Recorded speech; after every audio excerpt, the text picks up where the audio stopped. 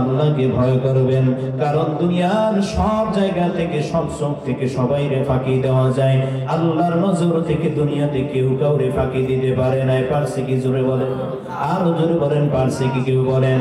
গহীন অন্ধকারে আল্লাহ দেখে কি দেখে না? পানির নিচে আল্লাহ তাআলা দেখে কি দেখে না? নির্জনের ভিতরে আল্লাহ তাআলা দেখে কি দেখে না?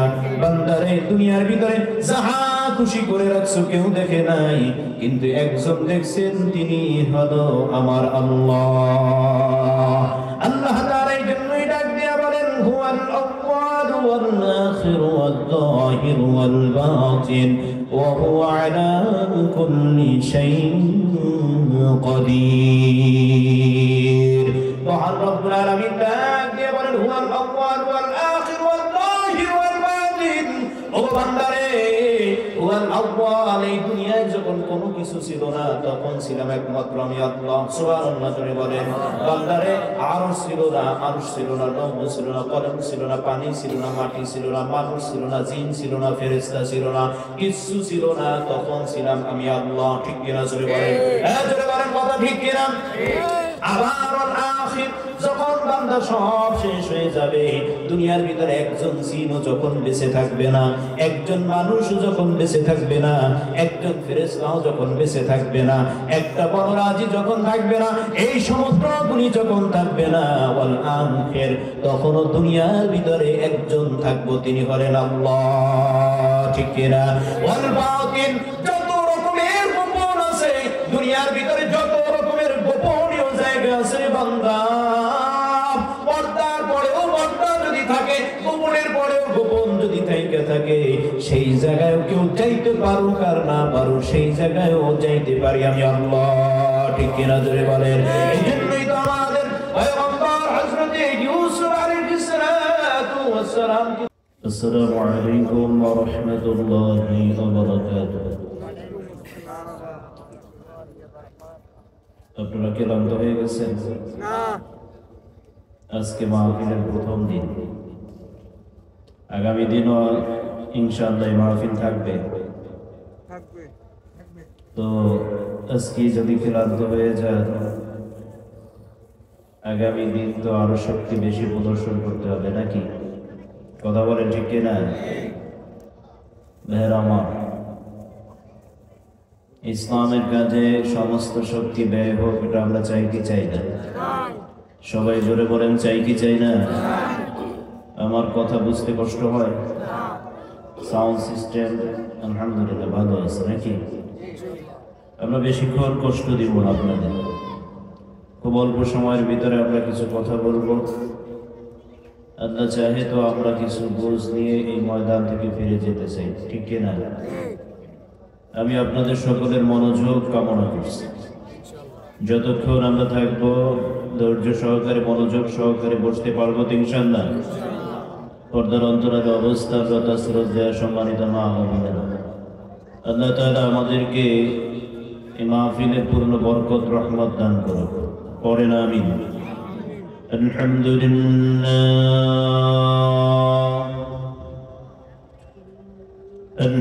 لله نحمده ونستعينه ونستغفره ونؤمن به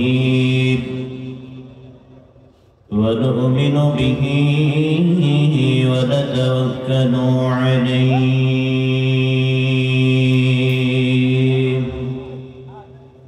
ونعوذ بالله من شرور أنفسنا ومن سيئات أعمالنا من يهد الله فلا مضل له ومن يضلل فلا هادي له ونشهد أن لا إله إلا الله وحده لا شريك له ونشهد أن سيدنا ومولانا محمدا عبده ورسوله صلى الله عليه وعلى آله وأصحابه وصحبه وبارك وسلم تسليما كثيرا الذي أرسله الله تعالى بالحق بشيرا ونذيرا وداعيا إلى الله بإذنه وسراجا وقمرا منيرا أما بعد فأعوذ بالله من الشيطان الرجيم بسم الله الرحمن الرحيم قال الله تعالى اتقوا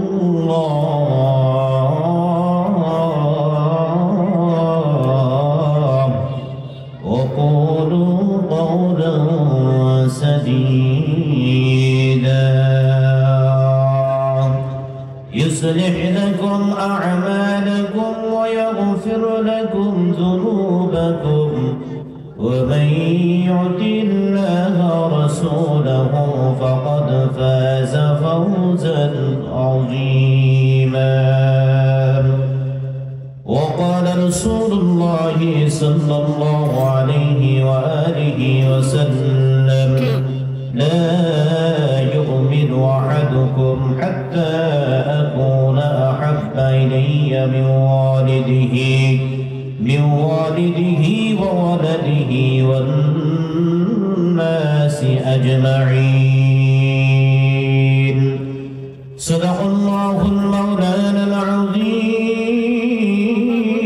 وصدق رسوله النبي الكريم ونحن على ذلك من الشاهدين والشاكرين والذاكرين والحمد لله رب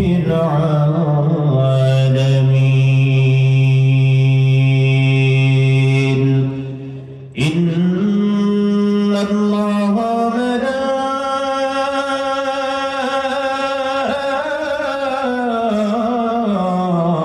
وملائكته يصلون على النبي يا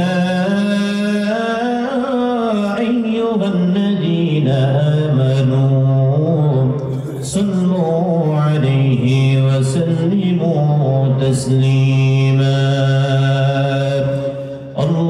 اللهم صل على سيدنا ونبينا وشفيعنا وحبيبنا مولانا محمد صلى الله عليه وعلى آله وصحبه وبارك وسلم محمد قرن اللهم صل على سيدنا ونبينا وشفيعنا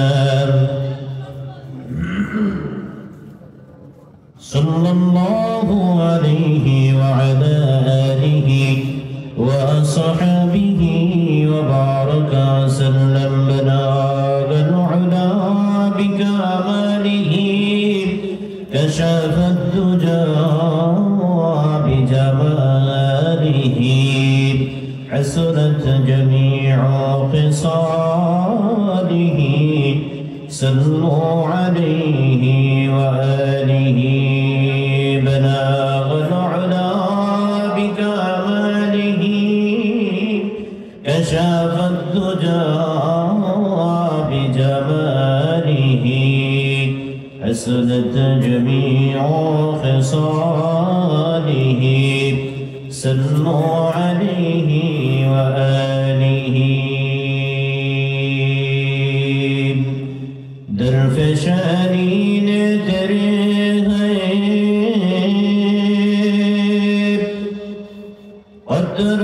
दरिया कर दिया, दिल का रोशन कर दिया हो, आँखों को बीना कर दिया। बलगल उला बिकमालिही, कशफत तुजा बिजमालिही, हसनत जमीउ खिसालिही, सल्लु अलैहि व आलिहि। ला इलाहा इल्लल्लाह, जरे ला इलाहा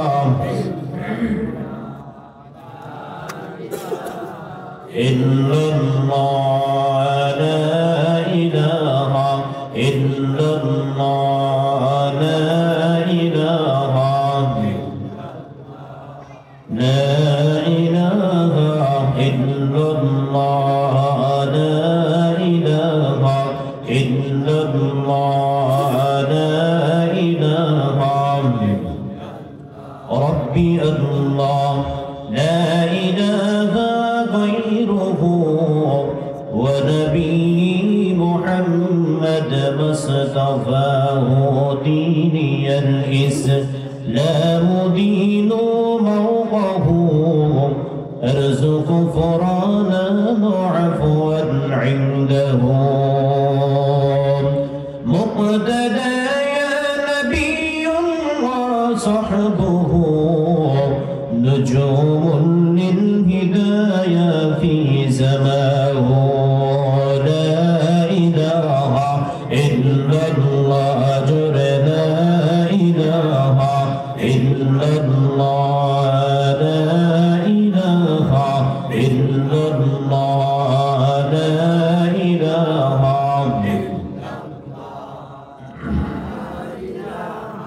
इल्लल्लाह, ला इलाहा इल्लल्लाह, ला इलाहा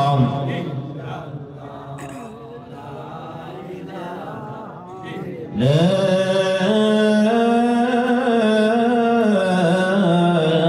इलाहा इल्लल्लाह मुहम्मदुर रसूलुल्लाह। सुब्हानक ला इल्म लना इल्ला मा अल्लमतना, इन्नका अंतल अलीमुल हकीम। रब्बि इश्रह ली सदरी व यस्सिर ली अमरी, वाहलुल उक़दतम मिन लिसानी यफ़क़हू क़ौली। আলহামদুলিল্লাহ। দক্ষিণ পশ্চিম বাড়িহারি বাইতুল ইবাদত জামে মসজিদ ও এলাকাবাসীর উদ্যোগে আয়োজিত সপ্তম বার্ষিক ওয়াজ মাহফিল এর সম্মানিত সদস্য সভাপতি মোহাম্মদ মোজাম্মেল হোসেন, সম্মানিত উপদেষ্টা পত্র মসজিদ, বাদ মাগরিব আলোচনা পেশ করেছেন অত্যন্ত সুনামধন্য ওলামায়ে কেরাম বৃন্দ। 2 দিনব্যাপী মাহফিলের আজকে প্রথম দিনের শেষ অধিবেশনে আমরা যারা জুড়ে মিলে বসার মতন সুযোগ পেয়েছি, পর্দার অন্তরালে যে সমস্ত মা বোনেরা বসেছেন, আল্লাহ সুবহানাহু ওয়া তাআলার দরবারে হাজারো শুকর যে মহান রব্বুল আলামিন হাজারো পথহারা মানুষের ভিতর আল্লাহ পাক আমাদেরকে সঠিক সহজ সরল পথের দিশারি বানিয়ে, হাজারো অসুস্থ মানুষের ভিতর আল্লাহ পাক আমাদেরকে সুস্থ রেখে, হাজারো বিপদগ্রস্ত মানুষের ভিতর আল্লাহ রাব্বুল আলামিন আমাদেরকে বিপদ মুক্ত রেখে আজকের এই জান্নাতের বাগানে এই গভীর রাতে আমাদেরকে বসার মতন তৌফিক দান করেছেন। এজন্য আমরা সবাই জোরে সোরে শুকরিয়া আদায় করি, বলি আলহামদুলিল্লাহ। আরো জোরে বলেন আলহামদুলিল্লাহ।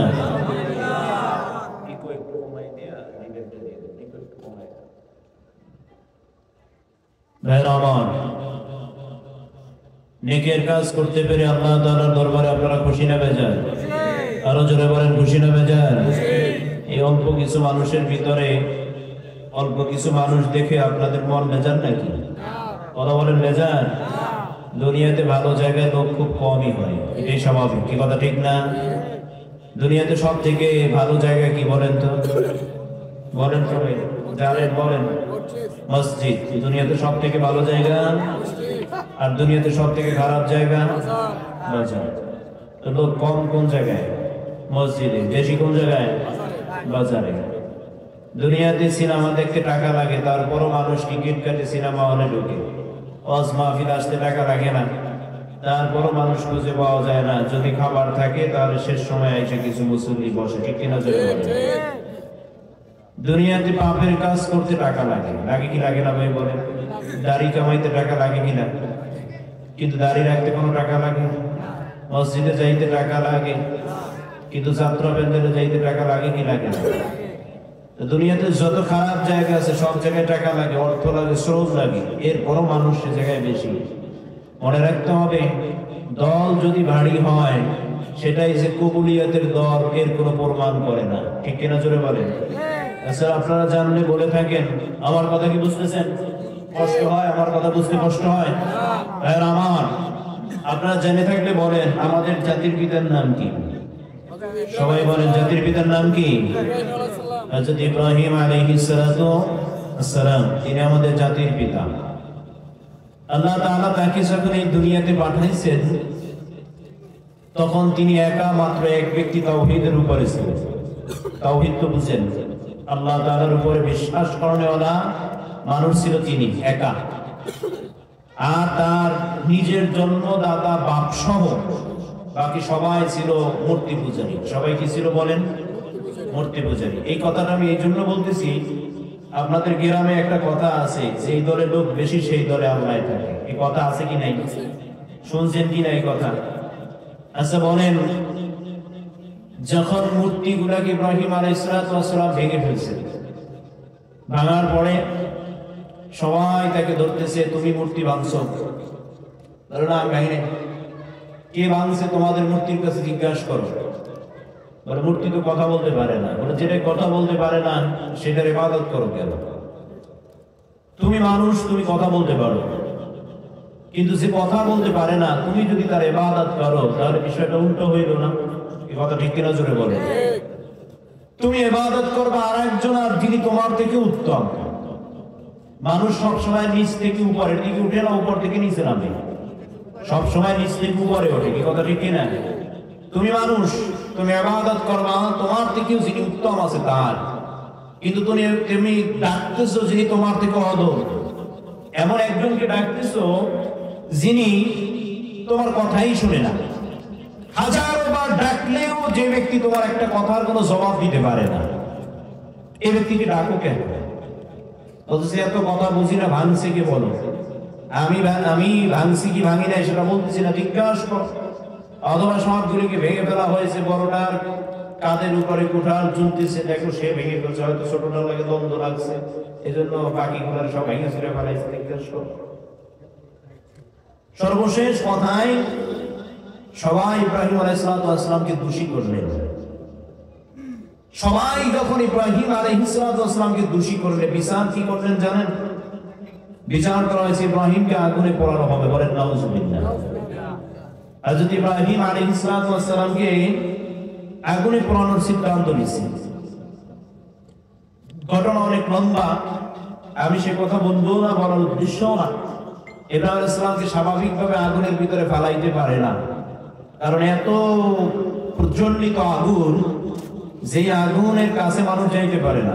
উপর থেকে পাখি গেলে জ্বলে পুড়ে ফ্রাই হয়ে নিচে পড়ে যায়, কে যাবে কাছে?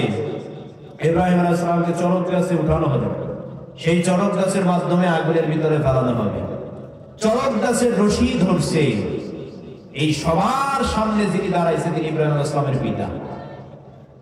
হযরত ইব্রাহিম আলাইহিস সালাম বলেন, বাবা, দুনিয়াতে অপরাধ যদি কেউ করে থাকে, সন্তান, তার বাপ যদি সন্তানের পক্ষে নাও থাকে, অন্তত সুখ থাকে। এই কথা ঠিক কিনা? জোরে বলেন। আমার কথা বুঝেন না আপনারা? ঠিক কিনা জোরে বলেন। কিন্তু আপনি আমার বাবা, দুনিয়ার সবার কথা না হয় আমি ভুলে গেলাম, তাদের কোনো কর্মকাণ্ডে আমার দুঃখ লাগে না, কিন্তু আপনি যে আমার বাপ, আপনি বাপ হইয়া সামনের রশিতে আপনার ছেলের আগুনে ফেলানোর জন্য রশির কাতার সামনে দাঁড়াইছে, আমার তো কষ্ট লাগে। এবার বুঝে দেখলে বলেন, হযরত ইব্রাহিম আলাইহিস সালামের একদিকে একজন, কয়জন? জোরে বলেন কয়জন? একজন। বাকি নমরুদ সহ, বাদশাহ সহ অনেক মানুষ নমরুদের দলে। আপনি বুঝে থাকলে বলেন, আল্লাহ কি বেশির দলে না ইব্রাহিম আলাইহিস সালামের দলে? একজনের দলে না বেশির দলে? একজনের দলে। কেন দলে? আল্লাহ তাআলা বলতেছেন যে দুনিয়ার সংখ্যাগরিষ্ঠ মানুষ দিয়ে আমার কিছু যায় আসে না। আল্লাহর মানুষের বেশি কমের কোনো বিষয় কি আল্লাহর কাছে আছে? নাই। সংখ্যাগরিষ্ঠ মানুষ দিয়ে কিছু যায় আসে না, আমার যায় আসে আমার হক বান্দা দিয়া। ঠিক কিনা জোরে বলেন?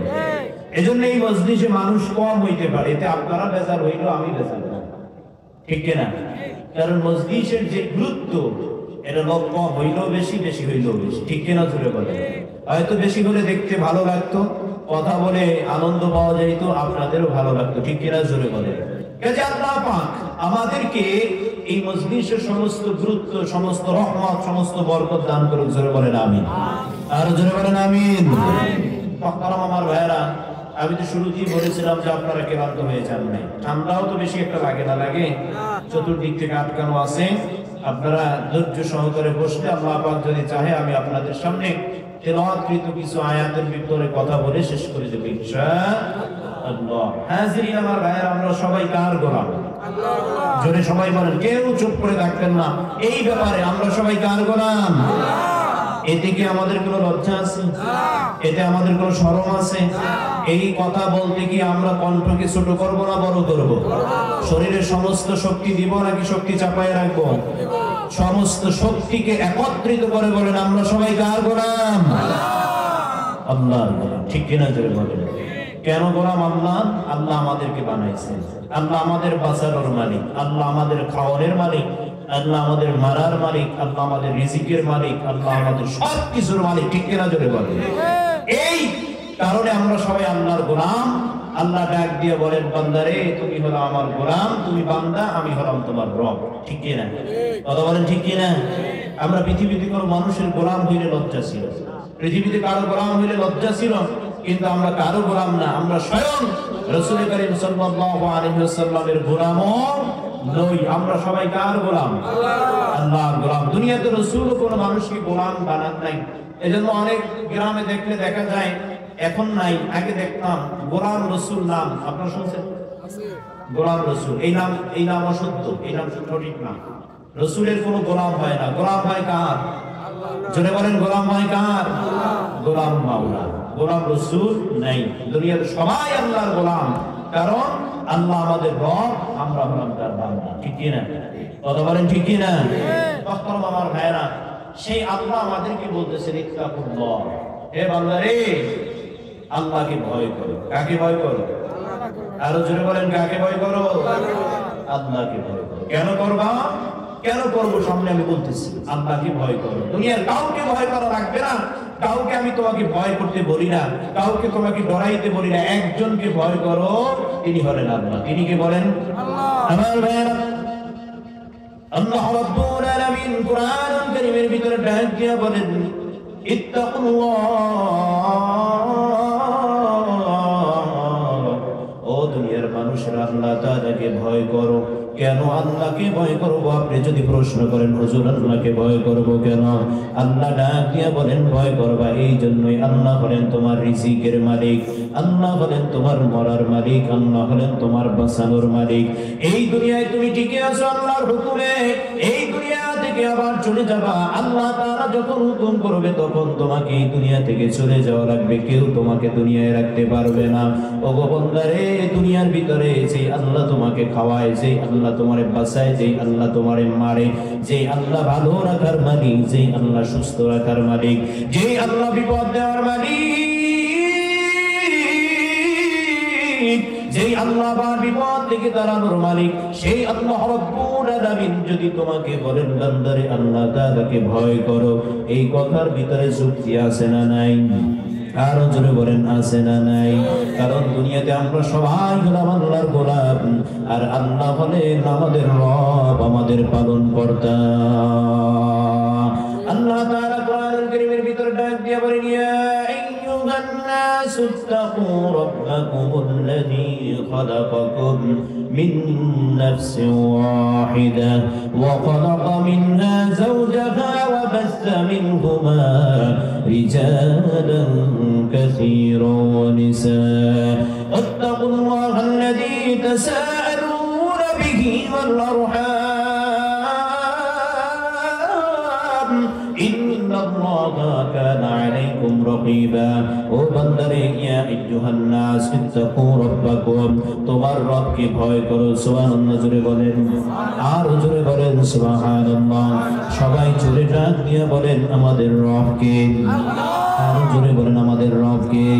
আল্লাহ তাআলা ডাক দিয়ে বলেন, বান্দারে দুনিয়ার জমিনের রব হইল তিনি, বান্দার প্রয়োজন সব কিছু পূরণ করেন যিনি। এই রব হলো আমার আল্লাহ। দুনিয়ার জমিনে মায়ের গর্ভে ছিলাম, প্রয়োজন ছিল পূরণ করেছেন আমার আল্লাহ। দুনিয়ার জমিনে মায়ের গর্ভ থেকে মায়ের গর্ভ থেকে দুনিয়ার জমিনে আসছি। মুখের ভিতরে কোনো কথা ছিল না, মুখের ভিতরে আব্বু বলে ডাক দিতে পারতাম না, আব্বু বলে ডাক দিতে পারতাম না। আল্লাহ রাব্বুল আলামিন ডেকে বলেন, বান্দারে এই দুনিয়ার জমিনে যখন তুমি ছোট অবস্থায় আসছো, যখন তুমি শিশু ছিলা শিশু অবস্থায় আসছো, একজন মায়ের পাশে ছোট্ট একটা সন্তান ঘুমায়া থাকে। ছোট্ট এই শিশু যখন ঘুমায়া যায়, কোন মায়ের এমন ঘুমের ভিতরে অচেতন হইয়া যায়, মায়ের পিঠের নিচে পইরা বাচ্চা মারা যাওয়াটা স্বাভাবিক ছিল, ঠিক কিনা জোরে বলেন? কিন্তু আল্লাহ রাব্বুল আলামিন, বান্দা তুমি ছোট হওয়ার কারণে আমি তোমার মায়ের ভিতরে এতটা হুঁশ কাজ করে দিয়েছি, যেই মা বাচ্চা হওয়ার আগে ঘুমাইলে ধাক্কাইয়াও পর্যন্ত উঠান যাইতো না, ঠিক কিনা বলেন? সারা রাত্র না খেয়ে ঘুমায় থাকতো, ঘুমের যতনে যেই মা উঠতো না, বাচ্চা হওয়ার পর সেই মায়ের ভিতরে এত পরিবর্তন তোমার মা নিজে ইচ্ছা করে আনে নাই, আমি আল্লাহ দিয়েছি। তুমি সন্তান ডাক দিছো, কান্না শুরু করে দিছো, দুনিয়ার কেউ না জানলো তোমার মা এই কান্নার ভাষা বুঝতে পারতো, ঠিক কিনা জোরে বলেন? মা বুঝতে পারতো আমার সন্তানের ক্ষুধা লাগছে, অমনি করে তোমার জন্য খাবার দিত। আবার খাবারের পরে একটু বড়ি কান্না শুরু করে দিছো, বাবা ডাক দিয়ে বলে, ওগো স্ত্রী রে, এই মাত্রই তো খানা খাওয়াইলা, কেন এখন কান্না করে? মনে হয় আবার ক্ষুধা লাগছে। মা ডাক দিয়ে বলে, স্বামী আমার সন্তানের ক্ষুধা লাগে নাই, ক্ষুধা লাগে নাই, ক্ষুধা লাগে নাই, নিশ্চয়ই অন্য কোনো কারণ আছে। তাকে দেখতেছে মা সন্তান পোশাক করে বিছানা ভিজায় ফেলছে, মুখে বলার সুযোগ নাই, একই আওয়াজ, শুধু কান্নার কান্না, ঠিক কিনা? পৃথিবীতে এমন কোনো নজিরা নাই, মায়ের একটা হাত যদি তোমার মুখের উপরে পড়ে যাইতো তাহলে বাচ্চা সরাইতে পারত না, সরানোর ক্ষমতা ছিল না, তুমি মারা যাইতা। একটা হাত যদি তোমার শরীরের উপরে পড়তা, এদিক সেদিক করতে পারত না, তুমি মারা যাইতা। কিন্তু আমি আল্লাহ রাব্বুল আলামিন তোমার মায়ের ভিতরে এতটাই টেন্ডেন্সি দিয়েছি, এতটাই হুঁশ দিয়েছি, তোমার মা সর্বক্ষণিক তোমার দিকে ফিরে ঘুমাইলো, তোমার সর্বক্ষণিক হেফাজত করে থাকতেন। ওগো বান্দারে, দুনিয়ার জমিনে আসার পরে আমি আল্লাহ তাআলা তোমাকে সব কিছু শিখিয়ে দিয়েছি, সব কিছু জানাইয়া দিয়েছি। আস্তে আস্তে কথা বলা শুরু করেছো, আস্তে আস্তে খাবার খাওয়ার প্রয়োজন, আমি আল্লাহ তাআলা তোমাকে ছোট ছোট দাঁত দিলাম। একটা পর্যায়ে যাওয়ার পর দেখি বান্দার এই ছোট ছোট দাঁত দিয়া হয় না, এখন গোশত খাবে, হাড্ডি খাবে, এই দাঁতগুলি দিয়া খাইতে পারে না। বান্দার মুখের সব ছোট ছোট দাঁতগুলি ফালাইয়া আমি আল্লাহ রাব্বুল আলামিন আবার বড় বড় দাঁতগুলিরে মুক্তার মতো করে সাজাইয়া দিলাম। জোরে বলেন সুবহানাল্লাহ। সেই আল্লাহ ডাক দিয়ে বলতেছেন, আমি তোমার রব। মায়ের গর্ভে রব ছিলাম, মায়ের রব ছিলাম, দুনিয়ার ভিতরে রব আছে, আবার কবরের জগতেও যাওয়ার পরে আমি তোমার রব হব। কবরে যাওয়ার পর বান্দারে তিনটা প্রশ্ন করা হবে, সবাই চিৎকার মেরে বলেন, প্রথম প্রশ্ন হবে মার রব্বুকা, জোরে বলেন ঠিক কিনা? এই রবকে যাতে ভুলে না যাও, দুনিয়ার জমিনে। এজন্য আমি রব্বুল আলামিন তোমাকে বিভিন্ন জায়গায় রবের পরিচয় দিতে বলেছি, ঘোষণা দিতে বলেছি, বলো তোমার রব আল্লাহ। বান্দারে রুকুর ভিতরে আমি তোমাকে শিখাই দিলাম, পড়ো সুবহান রাব্বিয়াল আযীম।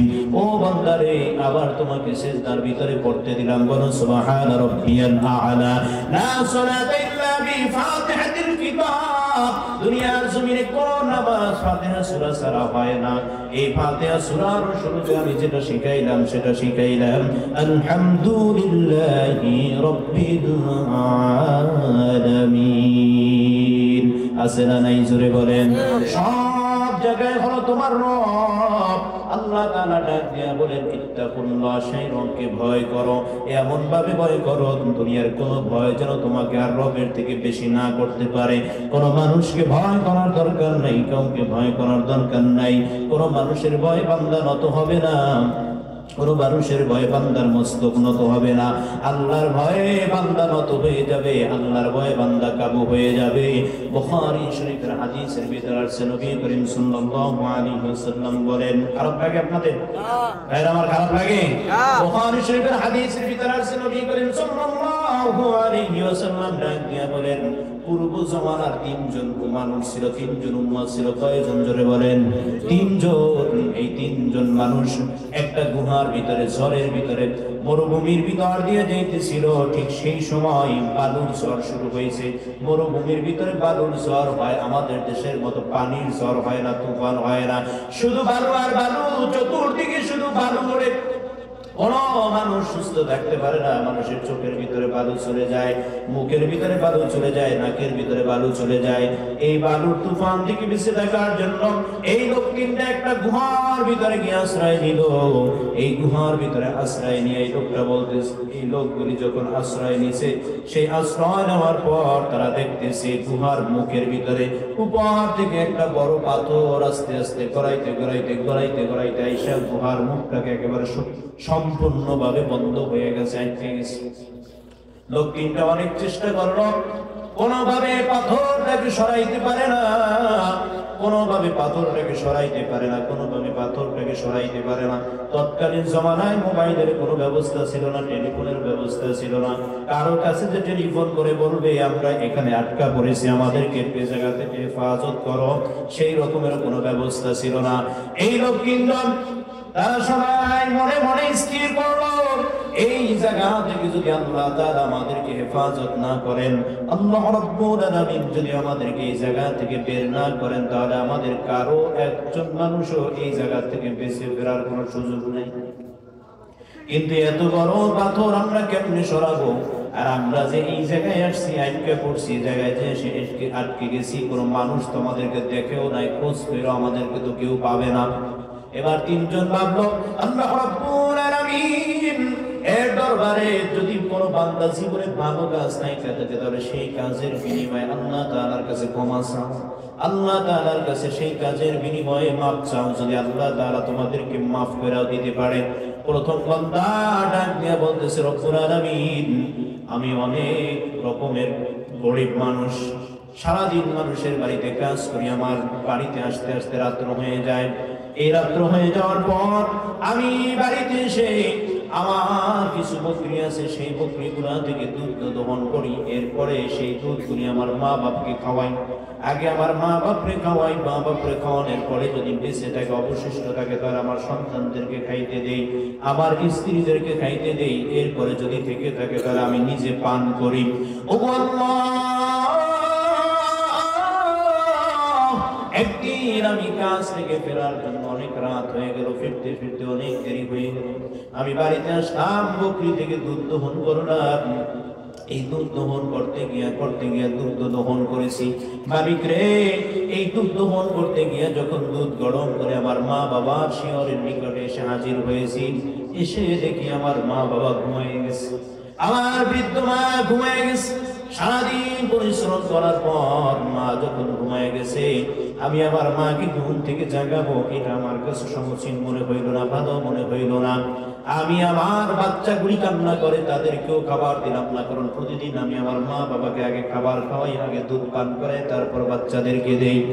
একদিকে আমার বাচ্চা কান্না করে, আর একদিকে আমার মা ঘুমিয়ে রয়েছে। আমি সারা রাত্র মায়ের এই ঘাড়ের নিকট, মাথার নিকট, শিয়রের নিকট দাঁড়ায় রইলাম। বাচ্চার কান্না আমাকে বিচলিত করতে পারলো না, বাচ্চার কান্না আমার মায়ের আদর থেকে আমাকে দূরে সরাইতে পারলো না। সকালবেলা উঠে যখন আমার মা প্রথম দুধ পান করেছে, এরপরে আমি আমার বাচ্চাদেরকে পান করতে দিছি। মালিক আয় আল্লাহ রব্বুল আলামিন,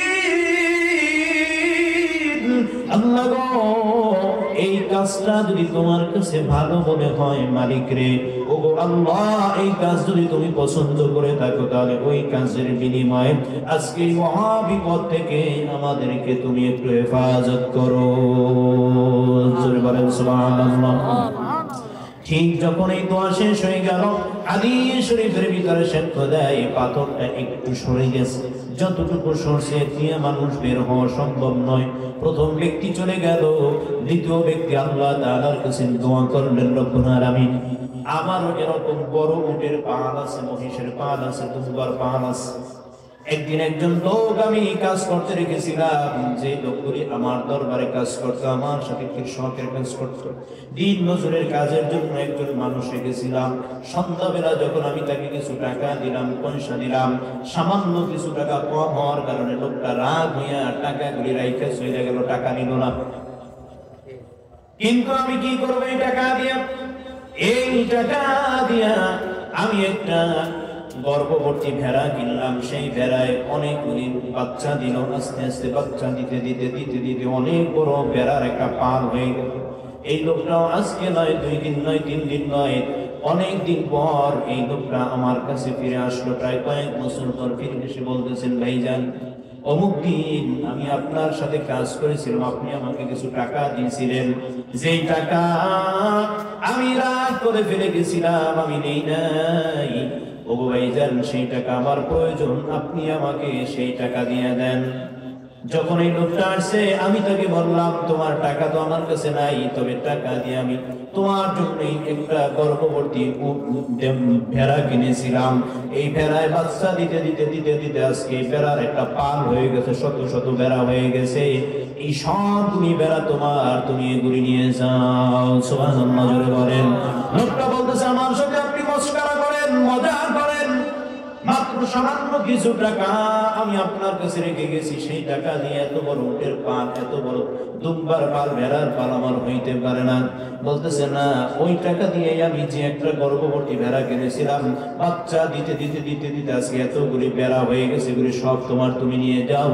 এই লোকটা আল্লাহ তাআলার দিকে শুকরিয়া আদায় করে নিজের জীবনের সবটুকু এই ভেড়াগুলি সবগুলিকে নিয়ে গেল। আল্লাহ, আমি বিন্দু মাত্র কষ্ট পাই নাই, সারা জীবনের পরিশ্রমের সব ফসলগুলি লোকটা নিয়ে গেল রে মাওলা রে। ও আল্লাহ মালিক, এই কাজটা যদি তোমার পছন্দ হয়ে থাকে, আল্লাহ আজকের এই মহা বিপদ থেকে তুমি আমাদেরকে একটু হেফাজত করো। দোয়া শেষ হয়ে গেল, কিতাবের ভিতরে আছে, হাদিস শরীফ সাক্ষ্য দিতেছে, এই পাথরটা আর একটুখানি সইরা গেল, কিন্তু এখনো পর্যন্ত যতখানি ফাঁকা হয়েছে, এই ফাঁকা দিয়ে মানুষ বের হইতে পারে না। একজন মানুষের বের হওয়া সম্ভব নয়। দ্বিতীয় নাম্বার ব্যক্তি, 3 নাম্বার ব্যক্তি আল্লাহ তাআলার কাছে করুণ সুরে একটা খুব করুণ ভাবে দোয়া করলেন, মালিক রে, ওগো আল্লাহ, আমার একজন চাচাতো বোন ছিল, বিবাহের আগে আমি তাকে খুব পছন্দ করতাম, খুব সুন্দরী ছিল, সুশ্রী ছিল। কয়েকবার আমি তাকে প্রেমের প্রস্তাব দিয়েছি, কিন্তু আমার চাচাতো বোন রাজি হয় নাই। খারাপ কাজ করার জন্য কয়েকবার প্রস্তাব দিয়েছি, আমার চাচাতো বোন রাজি হয় নাই। এই বোনের যখন বিবাহ হয়েছে, অন্যত্র বিবাহ হয়েছে, যে স্বামীর সাথে বিবাহ হয়েছে সেই স্বামী খুব গরিব, গরিব অবস্থায় ইন্তেকাল করেছেন। আমার চাচাতো বোনের ঘরে যে খাবার ছিল, সেই খাবার আস্তে আস্তে ফুরায় গেছে। সন্তানগুলি এতিম হয়ে পড়ে রয়েছে অনাহারের পরে। আমি টাকাওয়ালা মানুষ ছিলাম, আমার কাছে একদিন আসছে, আয়েশা বলতেছে, ও ভাই আমার, আমাকে একটু সাহায্য করো, আমাকে একটু হেল্প করো। আমার ঘরে কোনো খাবার নাই, আমার ঘরে কোনো চাল নাই, কোনো গম নাই, কোনো ডাল নাই, সন্তানগুলির মুখের দিকে তাকানো যায় না, আমার সন্তানগুলি অনাহারে ভুগতেছে। এ আমার ভাই, আল্লাহ রাব্বুল আলামিন আলামিন তোমাকে এত সম্পদ দান করেছেন, সেই সম্পদ থেকে যদি আমাকে কিছু দিয়ে দাও, আমি একটু খেয়ে পরে বেঁচে থাকতে পারি। আমি যেহেতু আমার এই বোনকে বিবাহের আগে থেকে পছন্দ করতাম, এই বোনের দুঃসময়ের সময় তার জন্য আমার মনের ভিতরে আবারও কুমন্ত্রণা কুপ্রস্তাব জাগলো। আমি আমার বোনকে ডেকে বলি, ওগো আমার বোন, আমি যেহেতু তোমাকে কয়েকবার প্রস্তাব দিয়েছি, তুমি রাজি হও নাই, আজকে আমি তোমাকে যত খুশি সম্পদ দিয়া দিব, যত খুশি সম্পদ দিয়া দিব, চাল দিয়া দিব, ডাল দিয়া দিব, এত পরিমাণ দিয়া দিব, সারা বছর বসে বসে খেয়ে যেতে পারবা, কিন্তু বিনিময়ে আমার সাথে তোমার একটু অপকর্মে লিপ্ত হওয়া লাগবে। মহিলা মানুষ প্রথমে রাজি হয় নাই, বাসায় চলে গেছে, কিন্তু সন্তানগুলির পেট ক্ষুধায় পিঠের সাথে লেগে গেছে, সন্তান খাইতে পারে না, সন্তানগুলি একেবারে দেখা যাইতেছে ক্ষুধায় করুণ হয়ে বিছানায় পড়ে রয়েছে। মায়ের মন সন্তানের এই অবস্থা দেখিয়া মন মানে না। মা আবার ভাইয়ের কাছে ফিরে আসছে, এসে বলতেছে, আমি তোমার কুপ্রস্তাবে রাজি আছি।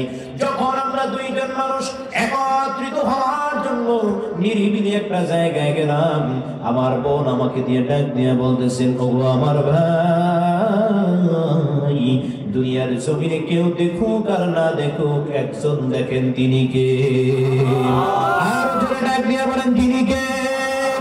এই আল্লাহ রাব্বুল আলামিন তোমাকে আমাকে দেখতেছে, তোমাকে আমাকে লক্ষ্য করতেছে। রে ভাই, আজকে যদি এই অপকর্মে লিপ্ত হও, তুমি আর কেউ না জানলো, আল্লাহ তো দেখতেছে।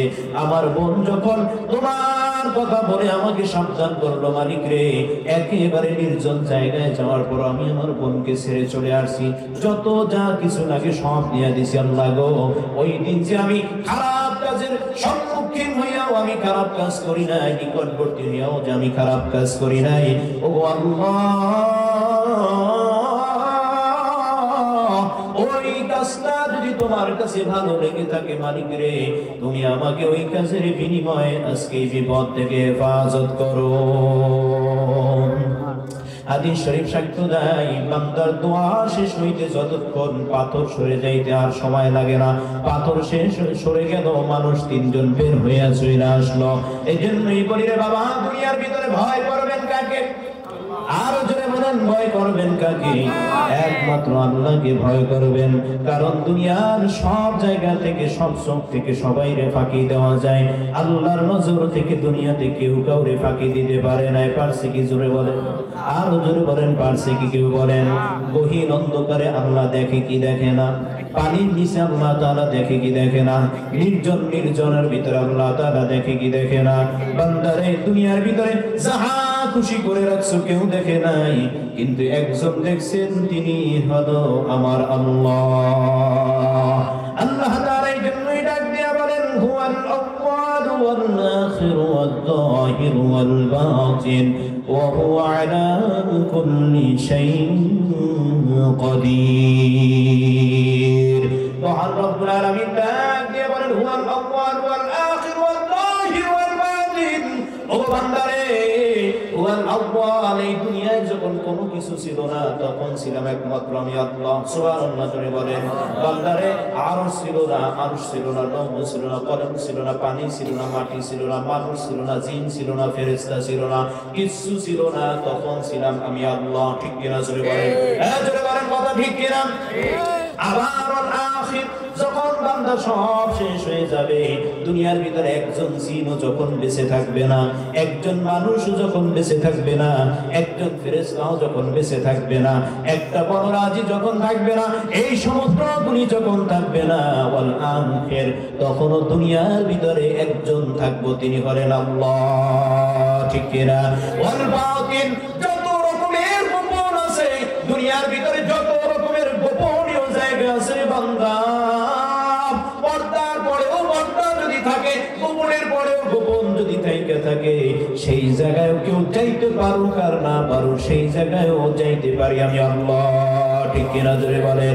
এই জন্যই তো আমাদের পয়গম্বর হযরত ইউসুফ আলাইহিস সালামকে যখন জুলাইখা 7টা তালা মাইরা যখন একেবারে বদ্ধ ঘরে আটকাইয়া দিছিল, ঘটনা আপনারা সবাই জানেন। জুলাইখা যখন ইউসুফ নবীকে একেবারে 7টা রুমের ভিতরে 7টা তালা লাগাইয়া যখন একেবারে বদ্ধ করে নিয়ে গেছিল, ইউসুফ নবীকে যখন খারাপ কাজের প্রস্তাব দিল, ইউসুফ আলাইহিস সালাম আল্লাহর দিকে ইশারা করে বললেন, আমি আল্লাহকে ভয় করি। হযরত ইউসুফ আলাইহিস সালামের এই কথাই জুলাইখা ডাক দিয়ে বলছিল, ইউসুফ, দুনিয়ার কোন মানুষের সাধ্য নাই আমাদের এই জায়গা পর্যন্ত আসার। আমরা যেই জায়গায় আসছি সেই জায়গায় দুনিয়ার কোন মানুষ আসতে পারবে না। একটা রুমে একটা তালা যথেষ্ট, একটা রুমে 2টা তালা যথেষ্ট, একজন মানুষের গোপনীয়তার জন্য 3টা স্তর যথেষ্ট। আমি 1 নয় 2 নয় 3 নয় 7টা স্তরের ভিতরে তোমারে নিয়ে আসছি, কেউ তোমারে দেখবে না। আল্লাহ ডাক দিয়া বলেন, বান্দারে, ইউসুফ ডাক দিয়া বলেন, জুলাইখা, আমি যে আল্লাহর কথা বলতেছি, এই আল্লাহ 1 নয় 7 নয় 70 নয় 700টা কামরার ভিতরে যদি নিয়ে যাও, সেখানেও আমার আল্লাহ দেখে কি দেখে না? এই জন্যই আল্লাহ রাব্বুল আলামিন ডাক দিয়া বলেন, ওয়াল বাতিন ওয়াল যাহির, বান্দারে, বাতিনের ভিতরে যত বাতিন আছে, গোপন যত আছে, সেখানেও আমি আল্লাহ আছি। ওয়াল বাহিদ ওয়াল বাতিন ওয়াল যাহির, আর প্রকাশ্যে যা কিছু আছে এই জায়গার ভিতরেও আমি আল্লাহ রাব্বুল আলামিন আছি না নাই?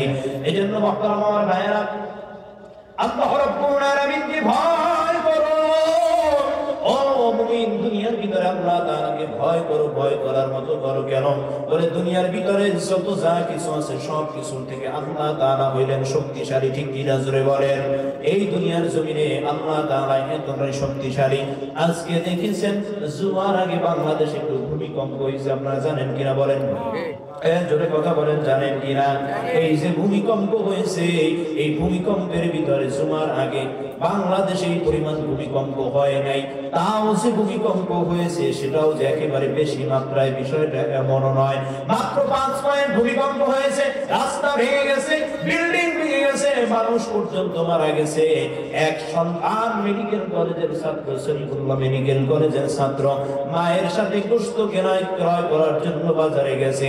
মা অপারেশনের টেবিলে শুয়ে আছে, আর সন্তান দুনিয়ায় নাই। আমার আল্লাহ ডাক দিয়ে বলেন, বান্দারে,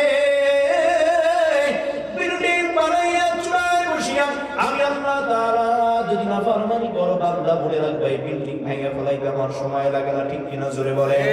একটা মুহূর্ত আমার সময় লাগে না এই বিল্ডিং কে ভেঙে ফেলানোর জন্য। দুনিয়ার জমিনে যত গাদ্দার আসছে, দুনিয়ার জমিনে যত নাফরমান আসছে, দুনিয়ার জমিনে যত বেঈমান আসছে, আল্লাহ প্রত্যেককে ধ্বংস করে দিয়েছে। মিসাইল মারা লাগে নাই, কামান মারা লাগে নাই, বিমান হামলা করা লাগে নাই, ড্রোন হামলা করা লাগে নাই, পারমাণবিক অস্ত্র ব্যবহার করা লাগে নাই। নমরুদকে আল্লাহ ধ্বংস করেছেন সামান্য মাত্র কিছু ল্যাংড়া মশা দিয়া। ফিরআউনকে আল্লাহ রাব্বুল আলামিন ডুবাইয়া মারছেন নীল দরিয়ার পানির ভিতরে। ঠিক কিনা? জোরে বলেন। আজকে ওই দুনিয়ায় যারা জালেম হয়ে গেছে, আল্লাহকে ভয় করো না, আল্লাহকে ভয় করো না, ভয় করো না। এমন জায়গা দিয়া আল্লাহ তোমার বিচার করে দিবেন, পশ্চিম কালেও সেই বিচার কল্পনা কইরাও শেষ করতে পারবা না। ঠিক কিনা? সমাজের ভিতরে আজকে আমরা যারা আছি সবাই মনে করি অনেক দিন পর্যন্ত দুনিয়ার ভিতরে থাকবো। বেশি লম্বা কথা আর বলবো না, আয়াতের তাফসীর আর বেশি করতে পারলাম না। এই জন্য আল্লাহ তাআলাকে ভয় করা ছাড়া বিকল্প কোনো মানুষের নাই। ঠিক কিনা? জোরে বলেন। আল্লাহ কুরআনুল কারীমে ডাক দিয়ে বলেন, ইন্না আকরামাকুম ইনদাল্লাহি আতকাকুম, বান্দারে, তোমাদের মধ্যে সবথেকে উত্তম হইল ওই ব্যক্তি যার অন্তরে আমি আল্লাহর ভয় যত বেশি। মুহতারাম আমার ভাইয়েরা, এই দুনিয়ার জমিনে কোন চোরকে পুলিশের পিটানি ভালো করতে পারে নাই, কোন ডাকাতকে পুলিশের পিটানি ভালো করতে পারে নাই। অনেক চোর পুলিশে ধরে নিয়ে গেছে, হাজতে যাওয়ার পর দীর্ঘদিন হাজত থেকে বের হয়ে আবার দীর্ঘদিন পর হাজত থেকে বের হয়ে আবার চুরি করছে, কি করে নাই? আমার কথা কি বুঝতেছেন? আমার কথা বুঝতে কষ্ট হয়? ছেড়ে দিয়ে মনোযোগ দিয়ে দিব না? কার চলবে? ভালো লাগে না খারাপ লাগে? কার কার খারাপ লাগে হাত তোলেন। আপনারা সবাই সচেতন। মাশাআল্লাহ, আলহামদুলিল্লাহ। আমি তো বলছিলাম যে একজনে না হয় বেহুশের সাথে হাত তুলে ফেলে, একজনও তুলেন না। মাশাআল্লাহ, খুব সচেতন আপনারা। এই সচেতনতাতে আমরা চাই যেই জাতি ঘুমাইয়া থাকে সেই জাতির হজ করে লাভ আছে? লাভ আছে? খুব কষ্ট হয় ভাই এই সফরগুলিতে, আমাদের অনেক কষ্ট। আমরা সফর করি, বলবেন হুজুর ভালো খাইতেছেন, ভালো পড়তেছেন, আমাদের এই ওয়াজ মাহফিল থাকা খাওয়ার জন্য কোনো পেশা নেই। এটা হলো আল্লাহ তাআলা ইলম শিক্ষা দান করছেন, এর বিনিময়ে কিছু কথা আপনাদেরকে না শুনাইলে কিয়ামতের ময়দানে আমরা আল্লাহ তাআলার কাছে ঠেকা থাকবো। এই কথা ঠিক না ভাই বলেন? আজকে আপনারা রাখছেন, আমরা যদি কেউ না আসতাম আর এই এলাকার মানুষ যদি বেনামাজি থেকে যাইতো, কিয়ামতে আল্লাহ তাআলা আমাদেরকে জবাব দিত, তোমাদেরকে আমি ইলমদার বানাইছিলাম, মুফতি বানাইছিলাম, মাওলানা বানাইছিলাম, হাফেজ বানাইছিলাম, ঘরে বসে থাকার জন্য না। কি কথা ঠিক না ভাই বলেন? তাহলে উমারনি ওয়ালাউ আয়া, একটা আয়াত যদি হয় রাসূলের পক্ষ থেকে, যদি কেউ একটা আয়াত শিখতে দাও তাহলে সেটা মানুষের কাছে পৌঁছায় দাও। কি কথা ঠিক কিনা জোরে বলেন? এই আপনাদের বাড়িতে আসছে আয়াত পৌঁছানোর জন্য, বিনিময়ে আপনারা আমাদেরকে আপ্যায়ন করেছেন, এটা ভালো। বহু জায়গায় এমন হয়, মনে করেন তো সবসময় শুধু টাকা নেই, এমনও কিছু জায়গা আছে জায়গায় পকেট থেকে টাকা দিয়েও আসে, আছে না নাই? বহুত আছে। মুহতারাম ভাইরা আমার, যে কথা বুঝাইতে চাইলাম, যেটা বলতে চাইলাম, পৃথিবীতে কোন মানুষের ভয় কোনোদিন ভালো হয় না, হয়? কথা বলেন হয়? চোর সে যদি জেলখানা থেকে বাইর হয় আবার চুরি করে, সে শুধু দেখে যে পুলিশ আছে কোন জায়গায়। কি কথা ঠিক না ভাই? পুলিশের চোখ ফাঁকি দিতে পারেনি, আবার চুরি করে শুরু করে দেয়। ডাকাত সে পুলিশের চোখ ফাঁকি দিয়ে আবার ডাকাতি করে। কিন্তু কোন মানুষকে যদি ভালো করতে হয়, একমাত্র আল্লাহর ভয় ছাড়া ভালো বানানো সম্ভব না। কি কথা ঠিক কিনা? কোন মানুষকে যদি ভালো বানাইতে চাও, একমাত্র আল্লাহ রাব্বুল আলামিনের ভয় তার অন্তরের ভিতরে ঢুকায় দাও, অন্তরের ভিতরে পয়দা করিয়া দাও। বান্দা যখন ঘুমাইতে যাবে তখন মনে করবে আল্লাহ আমারে দেখতেছেন, বান্দা যখন হাঁটতে যাইবে তখন মনে করবে আল্লাহ আমারে দেখতেছে, বান্দা যখন শুইতে যাইবে খাইতে যাইবে তখন দেখবে যে আল্লাহ আমাকে দেখতেছে। এই দুনিয়ার ভিতরে সবার চোখ ফাঁকি দেওয়া যায়, কিন্তু আল্লাহর চোখ ফাঁকি দেওয়া সম্ভব নয়। ইন্না আক্রামাকুম ইনদাল্লাহি আতকাকুম, আল্লাহ তাআলা ডাক দিয়ে বলেন ইত্তাকুল্লাহ, আল্লাহ তাআলাকে ভয় করো। ওয়াকুলু কাওলান সাদীদা, বান্দারে আল্লাহকে ভয় করার পর সর্বপ্রথম যে কাজটা করবা সেটা হলো সব সময় সত্য কথা বলবা। সত্য কথা বলার মানুষের অভাব আমাদের সমাজে আছে না নাই? আজকে যত মানুষ তত মিথ্যা কথা। এই যে মিথ্যা কথার সময় আসতেছে, নির্বাচন, ঠিক কিনা জোরে বলেন? আহারে মিথ্যা কথা রে, কত রকমের মিথ্যা কথা বলে। গরিব দুঃখী মেহনতি মানুষের পরম বন্ধু একবার যদি নির্বাচিত হইয়া যায়, ঢাকা শহর ওইটা পয়সা থাকে, খোঁজ করে আর পাওয়া যায়। ঠিক কিনা জোরে বলেন? কথা বলেন ঠিক কিনা? গরিব দুঃখী মেহনতি মানুষের পরম বন্ধু একবার নির্বাচন আসলে আমারে বলছে হুজুর আমার এক নেতায় 4 বেলা আসরের নামাজ পড়ছে। বলেন কি ভাই, আসরের নামাজ একবার 4 বেলা পড়ে হুজুর যেই জায়গায় যায় 4-5 জন মানুষ দেখলি মাথায় একটা টুপি দেয়, হাতে একটা তসবিহ দেয়, একটা জায়নামাজ দিয়ে ভাই আসুন আগে নামাজটা পড়ে। এই নামাজ পড়ার উদ্দেশ্য হইল সবাই দেখাইতে চায় আমি নামাজি, আমারে ভোট দিবেন। কিন্তু ভোট যখন শেষ হয়ে যায়, ভোটের আগে বলে নির্বাচিত হইতে পারলে সাথে সাথে আপনাদের রাস্তা বানাই দেব, সাথে সাথে আপনাদের বাড়িঘর উন্নতি করে দিব। কিন্তু ভোট হইয়া যাওয়ার পর যত রকমের টাকা আছে সব নেতার পকেটে ঢুকে। এমন নির্লজ্জ বেহায়া নেতাও আছে, জনগণের পায়খানার রাস্তার টাকা পর্যন্ত চুরি করে খায়, আছে না নাই? জোরে বলেন আছে না নাই? এই কথাই কি আপনারা বেজার হন নাকি ভাই বলেন? এই জন্য সময় আসছে দুনিয়ার ভিতরে যারা জনগণের পরম বন্ধু তাদেরকে নির্বাচিত করার, ঠিক কিনা জোরে বলেন? মুহতারাম আমার ভাইরা, এই জন্য আল্লাহ রাব্বুল আলামিন ডেকে বলেন বান্দারে, এক নম্বর হইল ইত্তাকুল্লাহ, আল্লাহরে ভয় করবা। দ্বিতীয় নম্বর হইল সদা সর্বদা সত্য কথা বলবা। আজকে সত্যবাদী ব্যবসায়ীর অভাব, সত্যবাদী ডাক্তারের অভাব, সত্যবাদী ইঞ্জিনিয়ারের অভাব, সত্যবাদী আলেম ওলামাদের অভাব সমাজের ভিতরে আছে না নাই? জোরে বলেন। যদি সত্যবাদী যত দুনিয়ার ভিতরে না থাকবে কোনোদিনই সমাজের শান্তি হবে না। যতই সোনার বাংলা বলেন, যতই রূপার বাংলা বলেন, যতই ডায়মন্ডের বাংলা বলেন, মানুষ যতক্ষণ পর্যন্ত সত্যবাদী না হবে এই বাংলা ততক্ষণ পর্যন্ত সত্যবাদী হবে না। আমার ভাইরা, রাসূল করিম সাল্লাল্লাহু আলাইহি ওয়াসাল্লামের দরবারে একদিন একজন সাহাবী এসে ডাক দিয়া বলে ইয়া রাসূলুল্লাহ, তখনও সাহাবী হয় নাই, কেবল মাত্র তিনি মুসলমান হবে এই রকমের একটা বুঝ নিয়ে তিনি আসছে। এসে বলতেছে ইয়া রাসূলুল্লাহ, ইয়া হাবিবাল্লাহ, আমি জীবনে অনেক গুনাহ করি, গুনাহ নাই যে আমি করি না, এমন কোন গুনাহ নাই যে গুনাহগুলি আমি দৈনন্দিন করি না। এক নম্বরে মদ পান করা, শরাব পান করা করি। খারাপ পাড়ায় আমার যাতায়াত আছে, নানান রকমের যত রকমের গুনাহ আছে সব গুনাহ আমি করি। ইয়া রাসূলুল্লাহ, আমি সব গুনাহগুলি ছাড়তে পারবো না, তবে আপনি যদি আমাকে কালেমা পড়াইতে চান, আপনি যদি বলেন আমি একটা মাত্র গুনাহ ছাড়তে পারি, এই একটা গুনাহ ছাড়ার বিনিময়ে যদি আপনি আমাকে কালেমা পড়াইয়া দিতে চান, তাহলে আমি কালেমা পড়তে পারি। কয়টা গুনাহ বলেন? একটা মাত্র গুনাহ। কিন্তু লোকটা গুনাহ করে, যত রকমের গুনাহ আছে সব গুনাহ সে করে। আল্লাহর নবী ডাক দিয়া বলেন, আমি তোমাকে কালেমা পড়াইবো, আর শর্ত হইল তুমি জীবনেও কোনোদিন মিথ্যা কথা বলতে পারবা না। এই কথা বলার পরে তিনি বলতেছেন, রাসূলুল্লাহ, আমি মনে করেছিলাম আমি যে শরাব পান করি আপনি আমাকে শরাব পান করার জন্য নিষেধ করবেন।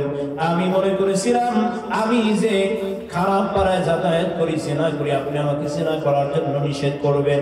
কিন্তু আপনি যেই শর্তটা আমাকে দিয়েছেন এটা আমার জন্য তেমন কোনো কঠিন শর্ত না, আমি মানতে পারবো। আর আমি বইলা গেলাম, আগামী দিন থেকে আমি একটা বারের জন্য আর মিথ্যা কথা বলবো না। কালেমা পড়াই দিল, লোকটা বাড়ি চলে গেল।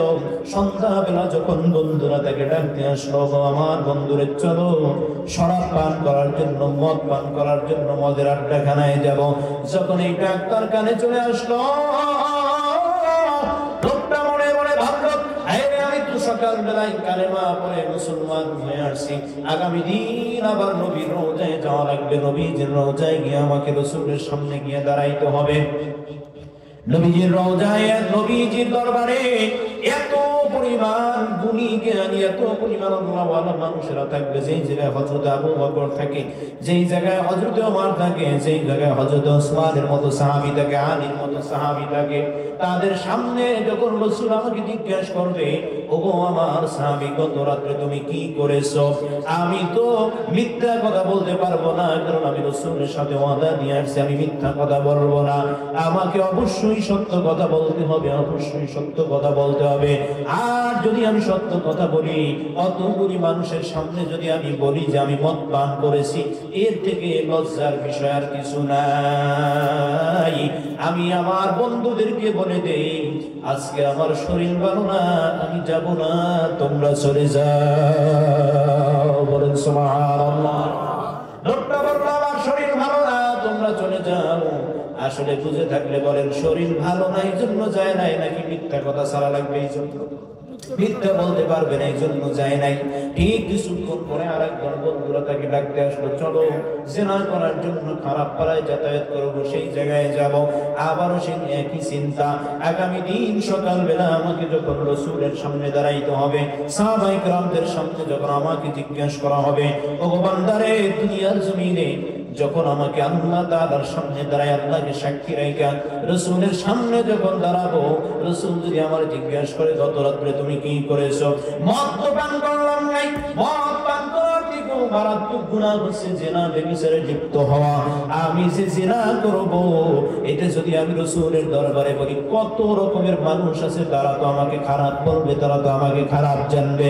না না না, জিনা করতে যাইতে পারবো না, জিনাও করা যাবে না, রাসূলের দরবারে মিথ্যা বলতে পারবো না।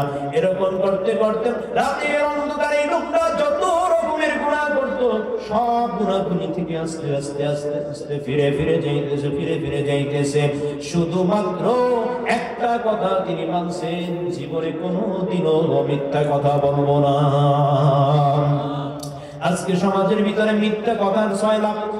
স্বামী তার স্ত্রীরে বিশ্বাস করে না, আছে না নাই? জোরে বলে। আবার স্ত্রী তার স্বামীরে বিশ্বাস করে না। কোথায় স্বামী গেল? বিশ্বাস নাই। এই যে যা কিছু ঢুকছে, সব ঢুকছে শুধুমাত্র মিথ্যা কথার কারণে। আপনাদের সমাজে আছে নাকি ভিন্ন দেশের কথা বলতেছে? এই যে খারাপ ব্যবহার যান, এই যে খারাপ রোগ আমাদের সমাজের ভিতরে চলতেছে, এইগুলি সব হলো মিথ্যা কথা বলার কারণে। আমার স্ত্রী যদি মিথ্যা কথা না বলতো, স্বামী তাহলে বিশ্বাস করতে পারতো। স্বামী যদি মিথ্যা কথা না বলতো, স্ত্রী বিশ্বাস করতে পারতো। সমাজের ভিতরে খুব কম স্বামী আর স্ত্রী আছে, একজন আর একজনের উপরে পূর্ণাঙ্গ বিশ্বাস আছে, খুব কমই আছে, ঠিক কিনা বলে? এরাই আমাদের সামনে এসে লোকজন বলে, হুজুর স্ত্রী তো এইভাবে কাজ করে, কি করব বলেন? আবার অনেক মহিলারা অনেক সময় বিভিন্ন রকমের কাগজে লিখা পাঠায়, হুজুর স্বামী কথা শোনে না, অন্য মহিলাদের সাথে সম্পর্ক করে, হুজুর একটু বইলা দেন আমার স্বামীর আমি কিভাবে লাইনে আনবো। আমার ভাইরা, এই জন্য দ্বিতীয় নাম্বার আয়াতের শিক্ষা হলো, জীবনে কোনোদিন মিথ্যা কথা বলবেন না। মিথ্যা কথা বললে মানুষের সব রকমের রহমত কমে যায়, ঠিক কিনা জোরে বলেন? বরকত কমে যায়। আল্লাহ তাআলার পক্ষ থেকে যত রকমের বরকত আছে, সেই সব বরকতগুলি দূর হয়ে যায়। আল্লাহ রাসূল বলেন, আল কিযবু মুযনুব, সমস্ত গুনাহের মূল হইল মিথ্যা। সমস্ত গুনাহের মূল কি ভাই বলেন? মিথ্যা। এজন্য আমার সন্তানদেরকে শিক্ষা দিতে হবে, বাবা জীবনে যাহা কিছু মিথ্যা কথা বলা যাবে। কি কথা ঠিক কেন করে বলেন? আর সমাজের ভিতরে মিথ্যা ছয়লাম, সব জায়গায় মিথ্যা। ব্যবসায়ী মিথ্যা কথা বলে, খারাপ মাল নিচে দিয়ে ভালো মাল কয়েকটু উপরে দিয়ে খারাপ মাল নিচে ঢুকাই দেয়, আছে না নাই? দুধের ভিতরে পানি দিয়ে বেচার পাবলিক আপনাদের এলাকায় নেই? হ্যাঁ আছে, আছে। দুধের ভিতরে পানি দিয়ে বেচে, গাভী দুধ ভাই এই মাত্র গাভী থেকে দৌড় করে নিয়ে আসছে, পানি তো দেই নাই কিন্তু পানির ভিতরে দোয়াইছে, ঠিক কিনা জোরে বলে? পানি দেই নাই কিন্তু পানির ভিতরে কি করছি? একই কথা হইল। এই যে মিথ্যা, এগুলি মানুষের রহমত দূর করে দেয়, কি কথা ঠিক কিনা জোরে বলে? এই জন্য মিথ্যা কথা বলা যাবে না। মিথ্যা মানুষের চরিত্র নষ্ট করে দেয়, মিথ্যা মানুষের সমস্ত রকমের চেহারা নূর ধ্বংস করে দেয়। আল্লাহ তাআলা আমাদেরকে সদা সর্বদা সত্য বলার তৌফিক দান করুন। জোরে বলেন আমিন। আরো জোরে বলেন। তাহলে কয়টা গেল ভাই? দুইটা। কয়টা গেল ভাই বলেন? এক নম্বর হচ্ছে সব সময় ভয় করা লাগবে কারে? আল্লাহরে। দ্বিতীয় নম্বর হচ্ছে সদা সর্বদা কি বলবো ভাই বলেন? সত্য কথা বলবো। আমার ভাইয়েরা, আল্লাহ রাব্বুল আলামিন বলেন, ইত্তাকুল্লাহা ওয়া কুলু কাওলান সাদীদা ইউসলিহ লাকুম আ'মালাকুম ওয়া ইয়াগফির লাকুম যুনুবাকুম ওয়া মান ইউতিল্লাহা ওয়া রাসূলাহু ফাকাদ ফাযা ফাওজান আযীমা। আল্লাহ ডাক দিয়ে বলেন, বান্দারে এরপরে তুমি ইসলিহ লাকুম আ'মালাকুম, যদি সব সময় আল্লাহরে ভয় করো, এরপরে যদি সত্য কথা বলো, এই দুই গুণ, দুই আমল যার ভিতরে থাকবে, আমি আল্লাহ রাব্বুল আলামিন তাদের ভিতরে আল্লাহ তাআলা ইসলিহ লাকুম আ'মালাকুম, তাদের আমলগুলিকে সুন্দর করে দিব, তাদের আমলগুলিকে ভালো করে দিব, তাদের কাজগুলিকে সুন্দর করে দিব। এই সদা সর্বদাওয়ালা মানুষ যখন রাস্তা দিয়ে চলাচল করবে, তার রাস্তায় হাঁটাটাও হবে ইবাদত। আল্লাহর ভয় অন্তরে রেখে বান্দা যদি ঘুমায়া যায়, তার দ্বারা ঘুমটাও হবে ইবাদত। আল্লাহর ভয় অন্তরে রেখে বান্দা যদি খাইতে বসে, খেতে বসাটাও তার হবে ইবাদত। আল্লাহর ভয় অন্তরে রেখে বান্দা যদি সফর করে, এই সফর করাটাও হবে বান্দার জন্য ইবাদত। জোরে বলেন কথা ঠিক কিনা? আল্লাহ তাআলা দেখতে বলেন, ইউসলিহ লাকুম আ'মালাকুম, আমি আল্লাহ তোমাদের আমলগুলিকে ভালো করে দিব, ভালো কাজে পরিণত করে দেব। ওয়া ইয়াগফির লাকুম যুনুবাকুম, ওগো বান্দারে এরপরে আমি রব্বুল আলামিন তোমাদের ছোটখাটো জীবনে যদি কোনো গুনাহ থাইকা থাকে, বান্দারে ভালো কথা বলেছো, সত্য বলেছো, আমল সুন্দর করেছো, নামাজ পড়তে গেছো কিন্তু মনের অজান্তে একটু ভুল হয়ে গেছে, রোজা রেখেছো মনের অজান্তে একটু ভুল হয়ে গেছে, হজ যাকাত করতে গেছো মনের অজান্তে একটু ভুল হয়ে গেছে, যত রকমের যাহা কিছু হয় না কেন বান্দা, ওয়া ইয়াগফির লাকুম যুনুবাকুম, আমি আল্লাহ রাব্বুল আলামিন তোমার জীবনের গুনাহগুলিকে আমি আল্লাহ ছোট ছোট সব গুনাহগুলিকে আমি আল্লাহ মাফ করে দিব। আমার জীবন, আমার মরণ, আমার জিন্দেগি, পড়েন আমার জীবন, আমার মরণ, আমার জিন্দেগি, ইয়া ইলাহি কবুল করো আমার বন্দেগি, আমার জীবন, আমার মরণ, আমার বন্দেগি, ইয়া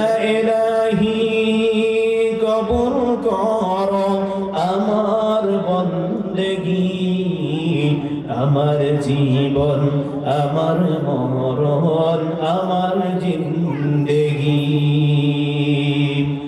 আমি যে প্রভু অতি অসহায়, নিরাশ্রয় দুর্বল, নিরাশ্রয় দুর্বল। তুমি পারো দিতে আমায় শক্তি ও সম্বল, শক্তি ও সম্বল। আমি যে প্রভু অতি অসহায়, নিরাশ্রয় দুর্বল, নিরাশ্রয় দুর্বল। তুমি পারো দিতে আমায় শক্তি ও সম্বল, শক্তি ও সম্বল। তাই দয়াময় করো আমায় দিনের অনুরাগী, আমার জীবন আমার মরণ আমার জিন্দেগী। পড়েন আমার জীবন আমার মরণ আমার জিন্দেগী। ইয়া ইলাহি কবুল করো আমার বন্দেগী, আমার জীবন আমার মরণ আমার বন্দেগী। তুমি কারো হাত কবু ফিরাও না, যে যখন হাত তুলেছে, যে যখন হাত তুলেছে। তুমিও তাকে কবু ভুলো না, যে তোমাকে ভুলেছে, যে তোমাকে ভুলেছে। তাই দয়াময় দাও গো বক্ষে দিনের অনুভূতি, আমার জীবন আমার মরণ আমার জিন্দেগী, আমার জীবন আমার মরণ আমার জিন্দেগী। ইয়া ইলাহি কবুল করো আমার বন্দেগী, আমার জীবন আমার মরণ আমার জিন্দেগী। খারাপ লাগে নাকি ভাই? আর জোরে বলেন খারাপ লাগে? আমার ভাইরা, এজন্য আল্লাহ রাব্বুল আলামিন ডাক দিয়ে বলেন, বান্দারে এই দুনিয়ার জমিনে যত রকমের যদি কোনো ত্রুটি বিচ্যুতি তোমাদের মাধ্যমে হয়ে থাকে, আমি আল্লাহ তাআলা সেই ত্রুটিগুলিকে মাফ করে দিব। শর্ত হইল, এক নম্বরে আল্লাহরে ভয় করা লাগবে, দ্বিতীয় নম্বর হলো সদা সর্বদা সত্য কথা বলা লাগবে। ঠিক কিনা জোরে বলেন? এবার বুঝে থাকলে বলেন, যারা আল্লাহরে ভয় করে তারা কোনোদিন নামাজ ছাড়তে পারে নাকি? বলেন এ জোরে বলেন, নামাজ ছাড়তে পারে নাকি? যারা আল্লাহরে ভয় করে তারা কোনোদিন নামাজ ছাড়তে পারে না। যারা আল্লাহরে ভয় করে তারা কোনোদিন রোজা ছাড়তে পারে না। যারা আল্লাহরে ভয় করে তারা কোনোদিন সুদ খাইতে পারে না। যারা আল্লাহরে ভয় করে তারা কোনোদিন ঘুষ খাইতে পারে না। যত বিপদে পড়ুক না কেন, এই বান্দা কোনোদিন, যারা আল্লাহরে ভয় করে তারা কোনোদিন এই সমস্ত খারাপ কাজে জড়াইতে পারে না। যারা আল্লাহরে ভয় করে তারা কোনোদিন মসজিদ নিয়েও রাজনীতি করতে পারে না। ঠিক কিনা বলেন? আপনাদের এলাকায় আছে, অনেক জায়গায় আছে মসজিদ নিয়ে দখল।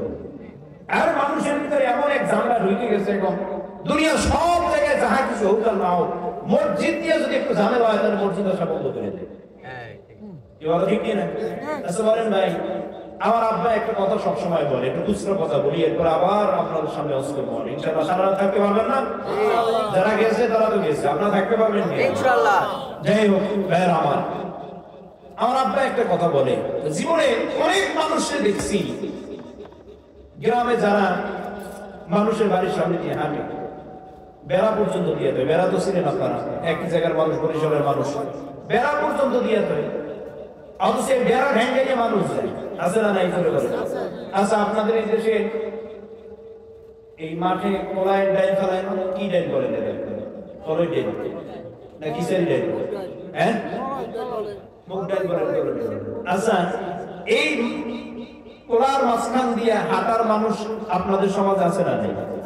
যার ক্ষেতের মাঝখান দিয়ে হাঁটে, এই ব্যক্তি ক্ষেতের মাঝখানে কাটা দিয়ে দেয়।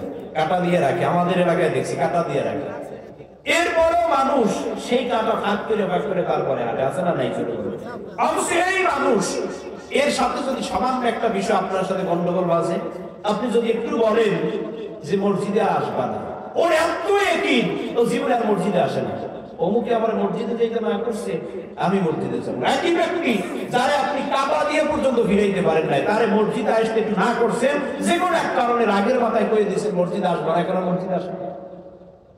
এ কথার অর্থ হইল কি জানেন? শয়তান তো এমনি চায় মানুষ যাতে মসজিদ মাদ্রাসায় কম যায়। কি কথা ঠিক না? জোরে বলেন।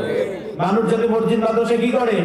কম যায়। আপনি যখন তার এই কথা বলছেন, এই শয়তানের ভিতরে আরো সহজ হয়ে বলছে, তুমি অমুকের মানুষ, অমুক ব্যক্তি, সে তোমার না করতে পারে মসজিদে যাইতে। অথচ মসজিদ কার ঘর? সবাই জোরে বলেন, কার ঘর? এটা কোনো মানুষের ঘর হইতে পারে? মসজিদ যদি আল্লাহর ঘর হয়, তাহলে আল্লাহর বান্দাদের সবার অধিকার আছে না নেই? আমার একজনে না করলে আমি আল্লাহর ঘর থেকে দূরে সরে যাব। কোন ব্যক্তি যদি মসজিদে যাইয়ে শুধু বৈশা থাকে, কোন তাসবিহ পড়বে না, কিচ্ছু পড়বে না, আল্লাহর রাসূল হাদিসের ভিতরে বলেন ফেরেশতারা তার আমলনামায় নফল নামাজের সব লিখে দেবে। আচ্ছা, আপনি মসজিদে আসা বন্ধ করে দেন, বের হয়ে চলে যান। আচ্ছা বলেন, আপনার বাবার জমি লইয়া ঝামেলা আছে না নাই? জমি জমা যাদের আছে, ঝামেলা সবারই কম বেশি আছে। আচ্ছা, এক ব্যক্তি ঝামেলা করতে আসছে আপনার অধিকার সম্পত্তি, আপনি চাইলে চলে আসবেন? আপনার শরীরের সর্বোচ্চ শক্তি দিয়ে লড়াই করবেন না? নিজে করবেন, না পারলে সালিশ ডাকবেন, সালিশ না পারলে কোর্ট কাছারি পর্যন্ত যাইবেন, তারপর জমিন ছাড়েন না। এক ব্যক্তি আপনার মসজিদে যাইতে না করছে, আপনি ছাড়বেন কেন? ছাড়ছেন কিসের জন্য? ছাড়ছেন জমিন যতটা দরকার, মসজিদ তো তার থেকে বেশি দরকার। কেউ ঠিক কিনা জোরে বলে? মরণের সাথে সাথে জমি শেষ, কিন্তু মসজিদের সাথে যাদের সম্পর্ক আছে কিয়ামত পর্যন্ত আল্লাহ তাআলা তাদেরকে জান্নাত পর্যন্ত নিয়ে যাবে। ঠিক কিনা? 7 শ্রেণীর মানুষকে আল্লাহ তাআলা আরশে আজিমের নিচে ছায়া দিবেন। কয় শ্রেণীর মানুষ? 7 শ্রেণীর মানুষ। এই 7 শ্রেণীর মানুষের ভিতরে এক ব্যক্তি হলো রাসূলুল মুআল্লাকুন কুলুবুন ফিল মাসাজিদ, যাদের অন্তরটা মসজিদের সাথে লটকানো থাকে। সুবহানাল্লাহ, সুবহানাল্লাহ। এর কলব মসজিদের সাথে লটকানো কি রকম?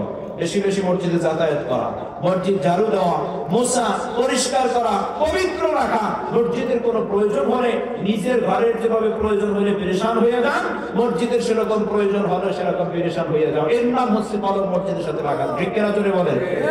আমরা ইমাম রাখছি, কোন জায়গায় কোনায় যদি একটু ময়লা থাকে, তাহলে ইমাম সাহেবকে ধমক দিই। এই কথা ঠিক কিনা জোরে বলেন? যে 20 টাকা দেয় মসজিদে, সেও মুয়াজ্জিন সাহেব ধমক, মুয়াজ্জিন সাহেব এই জায়গায় ময়লা কেন? টাকা কি কম দেই? খাওয়ান কি আমরা কম পাঠাই? আর সেই ব্যক্তি জীবনে মসজিদ পরিষ্কার করতে চায় না। আমার দেশে অনেক মানুষ আছে যারা ফেসবুকে পোস্ট করে, ফেসবুক তো চিনেন আপনারা, ফেসবুকে পোস্ট করে আল্লাহ যদি সুযোগ দিত তাহলে কাবাঘর পরিষ্কার করত। আছে না নাই? জোরে বলেন। আচ্ছা বলেন ভাই, আল্লাহ সুযোগ দিলে কাবাঘর পরিষ্কার করবেন, এটা তো ভালো কথা, সুন্দর কথা। আপনার দিনের যে ইয়াকিন বা দিনের যে তাওয়াজ্জুহ, এটাকে সম্মান করা দরকার, এটা ভালো। কিন্তু একটা কথা আমারে বুঝান, কাবাঘর পরিষ্কার করা এটা খুবই সৌভাগ্যের ব্যাপার, সবার নসিবে ছুটে না। কিন্তু এই মসজিদ কাবাঘরের একটা অংশ কিনা? আমার কথা বুঝেন আপনারা? এই মসজিদ কাবাঘরের একটা অংশ কিনা? একটা মসজিদ কাবাঘরের একটা অংশ। সমস্ত মসজিদের মূল হলো কাবাঘর, আর সমস্ত মসজিদগুলি হলো তারও একটা অংশ।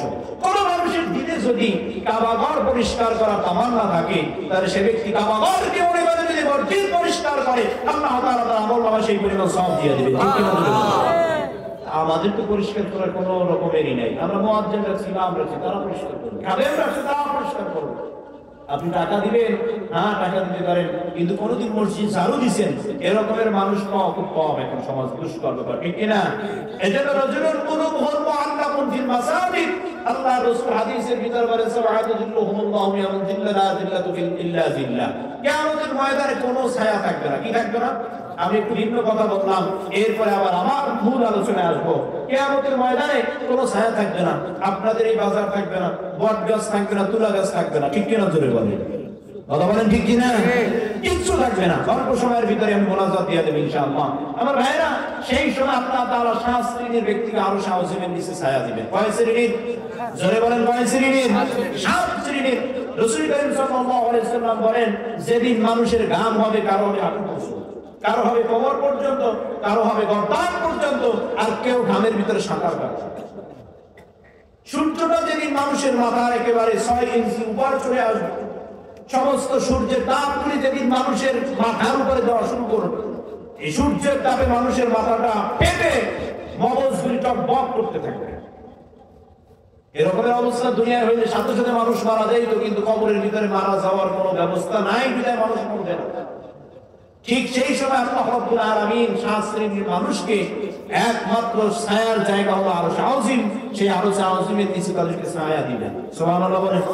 এক নম্বর হলো আল আমরুল আদিল ওয়ান ন্যায় বিচারক বাদশা। দ্বিতীয় নম্বর হচ্ছে ওই যুবক যিনি যুবক বয়সে ইবাদত করে। আর তৃতীয় নম্বর হলো, 3 নম্বরে হলো রাজুলুন কুলুবুন মুআল্লাকুন ফিল মাসাজিদ, যার অন্তরটাই মসজিদের সাথে লটকানো থাকে। সুবহানাল্লাহ জোরে বলেন। এখন কার অন্তর মসজিদের সাথে লটকানো? যে সপ্তাহে একদিন হয়, তার কথা বলেন, সপ্তাহে একদিন হয়, তাও আবার এলাকায় বসে শুনে ইমাম সাহেবের বয়ান শেষ হয়েছে তখন আয় খুব শর্ট টাইমে আইয়ে 2 রাকাত পড়ে আবার চলে যায়, ঠিক কিনা? এত তাড়াহুড়া, বাড়ি গিয়ে দেখে যারা জুনার জুতা নিয়ে আসছে, কথা ঠিক না? এত তাড়াহুড়া তাদের, মসজিদের সময় নেই। আমার বাড়ির সামনে মসজিদ, মসজিদ যদি জান্নাতে যায় আমার নামিয়ে যেতে পারবে, এই চিন্তায় বসে আছে নাকি? আল্লাহ তাআলা আমাদের সবাইকে কবুল করুন, জোরে বলেন আমিন। আরো জোরে বলেন আমিন। আল্লাহ তাআলা আলোচনার উপরে বরকত দান করুন, জোরে বলেন আমিন। আমার ভাইরা, এজন্য আল্লাহ রাব্বুল আলামিন মানুষকে ডাক দিয়ে বলতেছেন ইত্তাকুল্লাহ। এক নম্বর হইল আল্লাহ তাআলাকে ভয় করো। দ্বিতীয় নম্বর হইল ওয়াকুলু কাওলান সাদীদা, সব সময় সত্য কথা বলবা। যদি বান্দা আল্লাহকে ভয় করো, এরপরে যদি সত্য কথা বলবা, এরপরে বিনিময় কি হবে? আল্লাহ তোমার আমলকে শুদ্ধ করে দিবেন, তোমারে আল্লাহ নামাজি বানাই দিবেন, তোমারে আল্লাহ রোজাদার বানাই দিবেন, তোমারে আল্লাহ জিকিরকারী বানাই দিবেন, তোমারে আল্লাহ কোরআন তেলাওয়াতকারী বানাই দিবেন। ইসলাহুকুম আমালাকুম ওয়া ইয়াগফির লাকুম যুনুবাকুম। ও বান্দারে, যদি এরপরে কোনো ত্রুটি হয়ে যায়, এই নামাজের ভিতরে যদি কোনো অন্যায় হয়ে যায়, আল্লাহ তাআলা মাফ করে দিবেন। ওয়া ইয়াগফির লাকুম যুনুবাকুম, বান্দারে তোমার জীবনের গুনাহগুলি আল্লাহ রাব্বুল আলামিন মাফ করে দিবেন। এই মাফ করার পর আল্লাহ তাআলা ডাক দিয়ে বলেন ওয়ামাইয়ুতিল্লাহ ওয়া রাসূলাহু ফাকাদ ফাযা ফাওজান আযীমা। ও বান্দারে, দুনিয়ার জমিনের পর একমাত্র অনুসরণ করবা আল্লাহর, কার অনুসরণ করো? এরপরে আল্লাহ তাআলা বলেন মাইয়ুতিল্লাহ ওয়া রাসূলা, বান্দারে দুনিয়ার ভিতরে যদি কারো অনুসরণ করা লাগে, আল্লাহর অনুসরণ করবা, আল্লাহর হাবিবের অনুসরণ করবা। এই দুনিয়ার ভিতরে কারো অনুসরণ করা যাবে না। দুনিয়ার ভিতরে পারিবারিক ব্যাপারে মানা লাগবে কাকে? রাসূলকে, আল্লাহকে, ঠিক কিনা জোরে বলেন। ব্যক্তিগত জীবনে আল্লাহ এবং তার রাসূল, পারিবারিক জীবনে আল্লাহ এবং তার রাসূল, রাজনৈতিক জীবনে আল্লাহ এবং তার রাসূল, সামাজিক জীবনে আল্লাহ এবং তার রাসূল, বিচারিক জীবনে আল্লাহ এবং তার রাসূল, অর্থনৈতিক জীবনে আল্লাহ এবং তার রাসূল। আমার আল্লাহ ডাক দিয়ে বলেন মাইয়ুতিল্লাহ ওয়া রাসূলাহু ফাকাদ ফাযা ফাওজান আযীমা। ও বান্দারে, দুনিয়ার জমিনে আল্লাহ তাআলা তার রাসূলের অনুসরণ করবা। এর আমার পশ্চিম বাড়ি হারির আমার যুবক ভাই, আল্লাহর দিকে তাকাইয়া তোমার কদমে হাত দুইখানা রাইখা বইরা যায়। এখনো যারা নামাজ ছাইরা দাও, আর নামাজ ছাইরো না। পর্দার অন্তরালের মা গো, এখনো যারা বিপর্দয় চলাফেরা করেন, আর বিপর্দয় চইলেন না, আর বিপর্দয় চইলেন না। কখন জানি আজরাইল আইসা রূহটারে খপ করে ধইরা নিয়ে যায়। কোন সময় জানি আজরাইল কত মানুষের রাতে অন্ধকারে যদি হুকুম হইয়া যায় রাতে চলে আসবে, দিনের আলোতে যদি হুকুম হইয়া যায় দিনের আলোতে চলে আসবে। আজকেও দেখলাম ভূমিকম্পের ভিতরে কত মানুষ মারা গেল। খবরের কাগজ দৈনন্দিন মানুষ মারা যায় কি যায় না, জোরে বলেন। এই যে মৃত্যুর মিছিলে কোন দিন জানি আপনি আমিও শামিল হয়ে যাই, জানি না রে ভাই, জানি না রে ভাই। আমাদের লাইনের আবু জাফর যশোরী রাহমাতুল্লাহ আলাইহি অনেক বড় একজন মাপের ভক্ত ছিলেন। এই আলেমে দ্বীন আবু জাফর যশোরী রাহমাতুল্লাহ আলাইহি আমাদের পটুয়াখালীতে সর্বশেষ হজ করার জন্য এসেছিলেন। রাত্রিবেলা হজ করে যাওয়ার পর যখন সকালবেলা স্ত্রীকে ফোন দিয়ে বলতেছেন আগামী দিন সকালবেলা আমি আসবো, একই সাথে নাস্তা খাবো। আবু জাফর যশোরী নিজের ব্যক্তিগত গাড়ি নিয়ে যখন খুলনা পার হয়ে গেল, যশোরের রাস্তায় ঢুকলো, ফজরের আগে আগে প্রচন্ড শীত। এই শীতের ভিতরে অপর দিক থেকে, উল্টা দিক থেকে আসা ট্রাক তার গাড়ির উপরে এমন ভাবে আঘাত করেছে, আবু জাফর যশোরী মুহূর্তের ভিতরে গাড়ির ভিতরে লাশ হয়ে গেছে, ইন্তেকাল করেছে। মানুষেরা দইরা দইরা আবু জাফর যশোরীর বাড়ি নিয়ে যায়, বাড়িতে রাইখে আসে। বাড়ির সামনে যখন যায়, স্ত্রী ডাক দিয়া বলে, আমার স্বামী,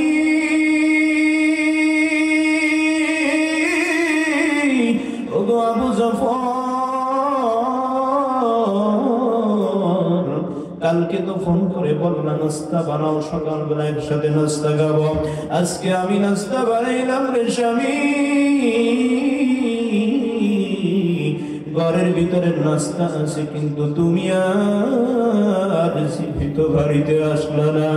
আমাদের এই জালুকাটির ভিতরে লঞ্চের ভিতরে আগুন লাগছিল, আপনাদের মনে আছে নাকি বলেন?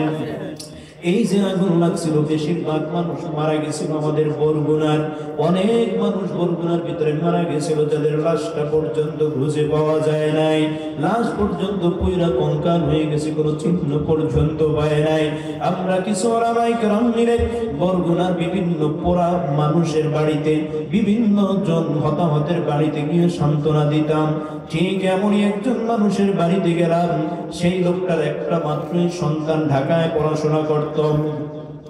এই ঢাকায় পড়াশোনা করা অবস্থায় ছেলেটা সন্ধ্যার সময় আমরা যখন বিদায় নিয়ে আসতেছি, ঠিক সেই সময় ঘরের ভিতরে মা কান্না করেন। আলেম ওলামাদেরকে দেখি আরো বেশি কান্না করা শুরু করে দিছে।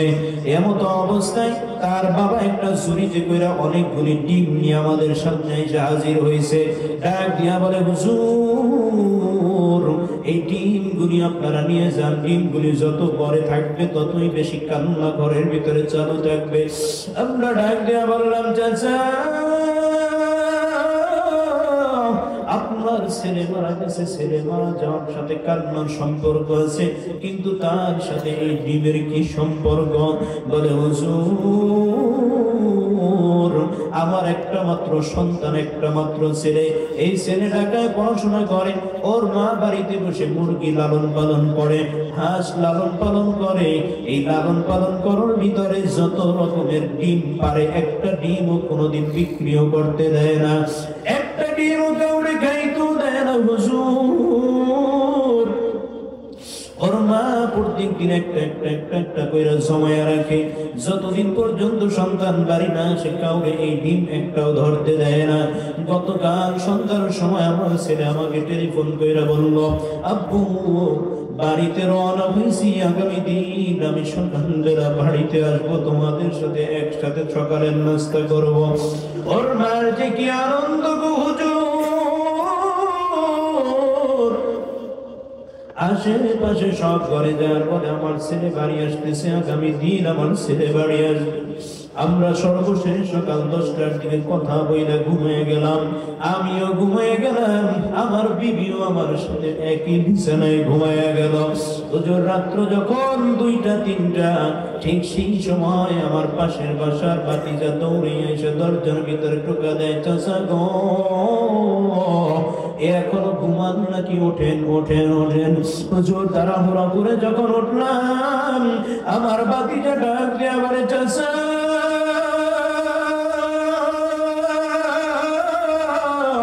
শুনেছি লঞ্চের ভিতরে আগুন লেগেছে গো চাচা, যেই লঞ্চে আপনার সন্তান ছিল, চাচা একটু টেলিফোন করে দেখে আপনার ছেলে কেমন আছে।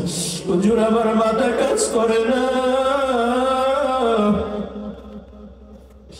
কি করবো আমি বুঝতে পারি না। আমি মোবাইলটা উঠে ঘুম ঘুম চোখে আমার ছেলেটারে ফোন দিলাম, আমার ছেলের ফোন ধরে না। হুজুর, 2-3 বার ফোন দেওয়ার পরে আমার ছেলেটার ফোন দেখি বন্ধ। ওর মা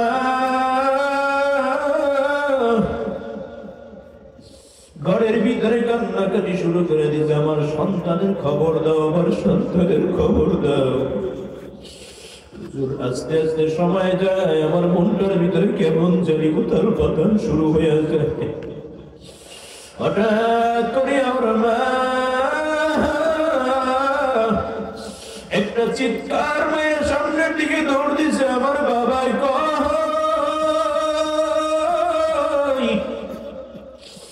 বাড়ির মহিলারা পিছন দিক থেকে আমজাম দিয়ে ধরেছে, কোথায় যাবা, তোমার বাড়ি বরগুনা, লঞ্চে আগুন লাগছে, জালুকাটির নদীতে যাইয়া পাবা না। ওই রাত্র চইলা গেল, আমি সকালবেলা লঞ্চ ঘাটে চইলা গেলাম, গিয়া দেখি লঞ্চে কোনো অস্তিত্বই নাই, কত মানুষ পুড়িয়া পুড়িয়া ছাই হয়ে গেছে। কে আমার ছেলের সন্ধান দিবে? 2-3 দিন পর বরগুনার জেলা প্রশাসক কিছু লাশের কঙ্কাল নিয়ে আসলো। বিভিন্ন ভাবে পরীক্ষা নিরীক্ষা করার পর একে একে সব লাশ আমার চোখের সামনে দিয়ে যায়, কিন্তু আমার ছেলের কোনো চিহ্নই পাইলাম না। আজকে একটা সপ্তাহ হয়ে গেল, আমার বাবার যদি একটা কাপড় পাইতাম, আমি আমার মনটারে বুঝাইতে পারতাম হুজুর এইটা আমার বাবার শেষ চিহ্ন। হুজুরকে দিয়া ওর মারে বুঝাবো, মা এই টিমগুলি যত দেখে তত বেশি কান্না করে। হুজুর কেউ করতেও পারেন, আপনারা নিয়ে যান, আপনারা আলেম ওলামা, এই টিমগুলি আপনারা আপনাদের কাছে ব্যবহার করে। উপস্থিত আমরা সব ওলামা ইকরাম চোখের পানি চাইরা দিয়েছিলাম, কেউ চোখের পানি ধইরা রাখতে পারি না। এজন্য বলি আমার যুবক ভাইয়েরা, কয়দিন আর এই দুনিয়ার ভিতরে বাঁচবেন, কয়দিন? আজকে দেখতে দেখতে চুলগুলি কাঁচা ছিল, পেকে সাদা হয়ে গেল। ও পর্দার অন্তরালের মা গো, প্রায় জায়গায় গেলে একটা কথা বলি, আপনারা ভালো হয়ে যান, নিজের আমলের ভিতরে পরিশুদ্ধতা আনেন, পর্দার ভিতরে চলাফেরা করেন। কতদিন আর দুনিয়ার ভিতরে বাঁচবেন? এখনো মনে করতেছেন আমার কেবল মাত্র বিবাহ হয়েছে, আমি বেশি দিন আরো বাঁচবো। কেউ মনে করতেছেন আমার সন্তান হয়েছে, আমি আরো বেশি দিন বেঁচে থাকবো, সন্তানের কামাই খাবো, বুড়া হইয়া মারা যাবো। কিন্তু না না না, প্রতিদিন যত মুরব্বীরা মারা যায় তার থেকে যুবক যুবতীরা মারা যায় বেশি। জোরে বলেন কথা ঠিক কিনা? এজন্য আমার ভাইয়েরা, আমার পর্দার অন্তরালের মা গো, প্রায় আমি একটা কথা বলি, আমাদেরই একজন আত্মীয় ছিল, যে আত্মীয় স্বামী আর স্ত্রী দুইজন মিলিয়া বাজারে যাওয়ার জন্য, স্বামী মোটর সাইকেল চালাইতে রয়েছে, স্ত্রী পিছনে বসছে, সন্তান দুইটা ছেলে, একটা ছেলে আর একটা মেয়ে। ছোট্ট মেয়েটা কেবল মাত্র ক্লাস 5-এ পড়ে, আর ছেলেটা ক্লাস 8-এর ভিতরে পড়াশোনা করে। এই দুই ছেলে মেয়ে বাড়িতে রাইখা মা আর বাবা দুইজনে মিলিয়ে বাজারে রওনা হয়েছেন। স্বামী মোটর সাইকেল চালাইতেছেন, স্ত্রী পিছনে মোটর সাইকেলে বসা।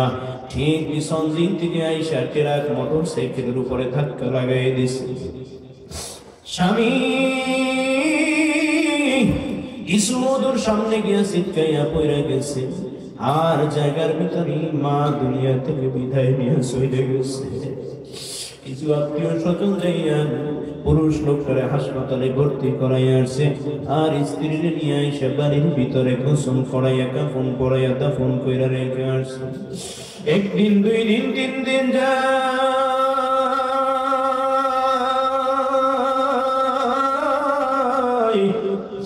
হাসপাতাল থেকে খবর আসে বাবা আর দুনিয়া না।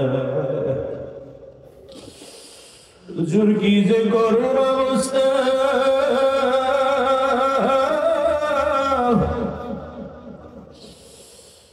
3 দিন আগে যেই সন্তান মায়ের দাফন দিয়ে আসলো, সন্তানের সামনে যখন বাবার লাশটা নিয়ে আসলো, ক্লাস 8 পরে ছেলেটা বাবার কাছে গিয়া বাবার হাতে গালের ভিতরে হাত দিয়া বলে, বাবা দুনিয়ার ভিতরে যদি বাবা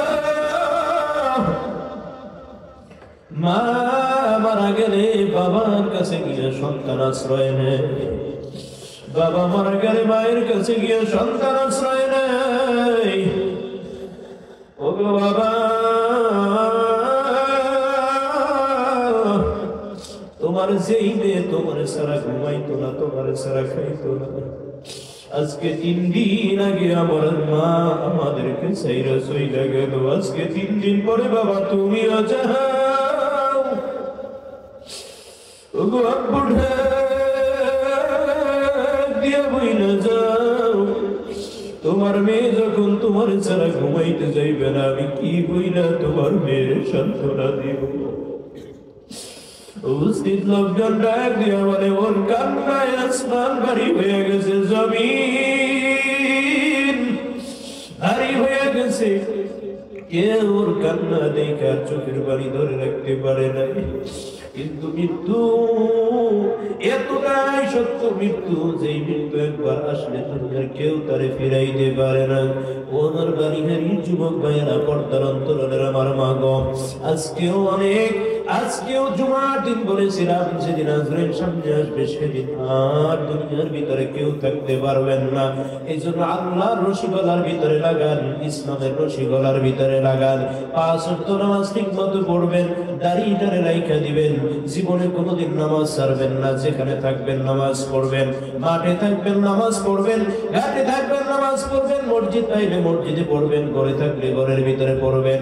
পর্দার অন্তরালের ভিতরে মাদেরকেও বলবো পর্দার ভিতরে থাকবেন, সবের খিদমত করবেন, দৈনন্দিন কোরআন তেলাওয়াত করবেন। কে কে রাজি আছে দুইটা হাত আবার বাউলারে দেখায় দেন। আল্লাহর একটা ডাক দেয়া বলেন, আল্লাহ ও আল্লাহ।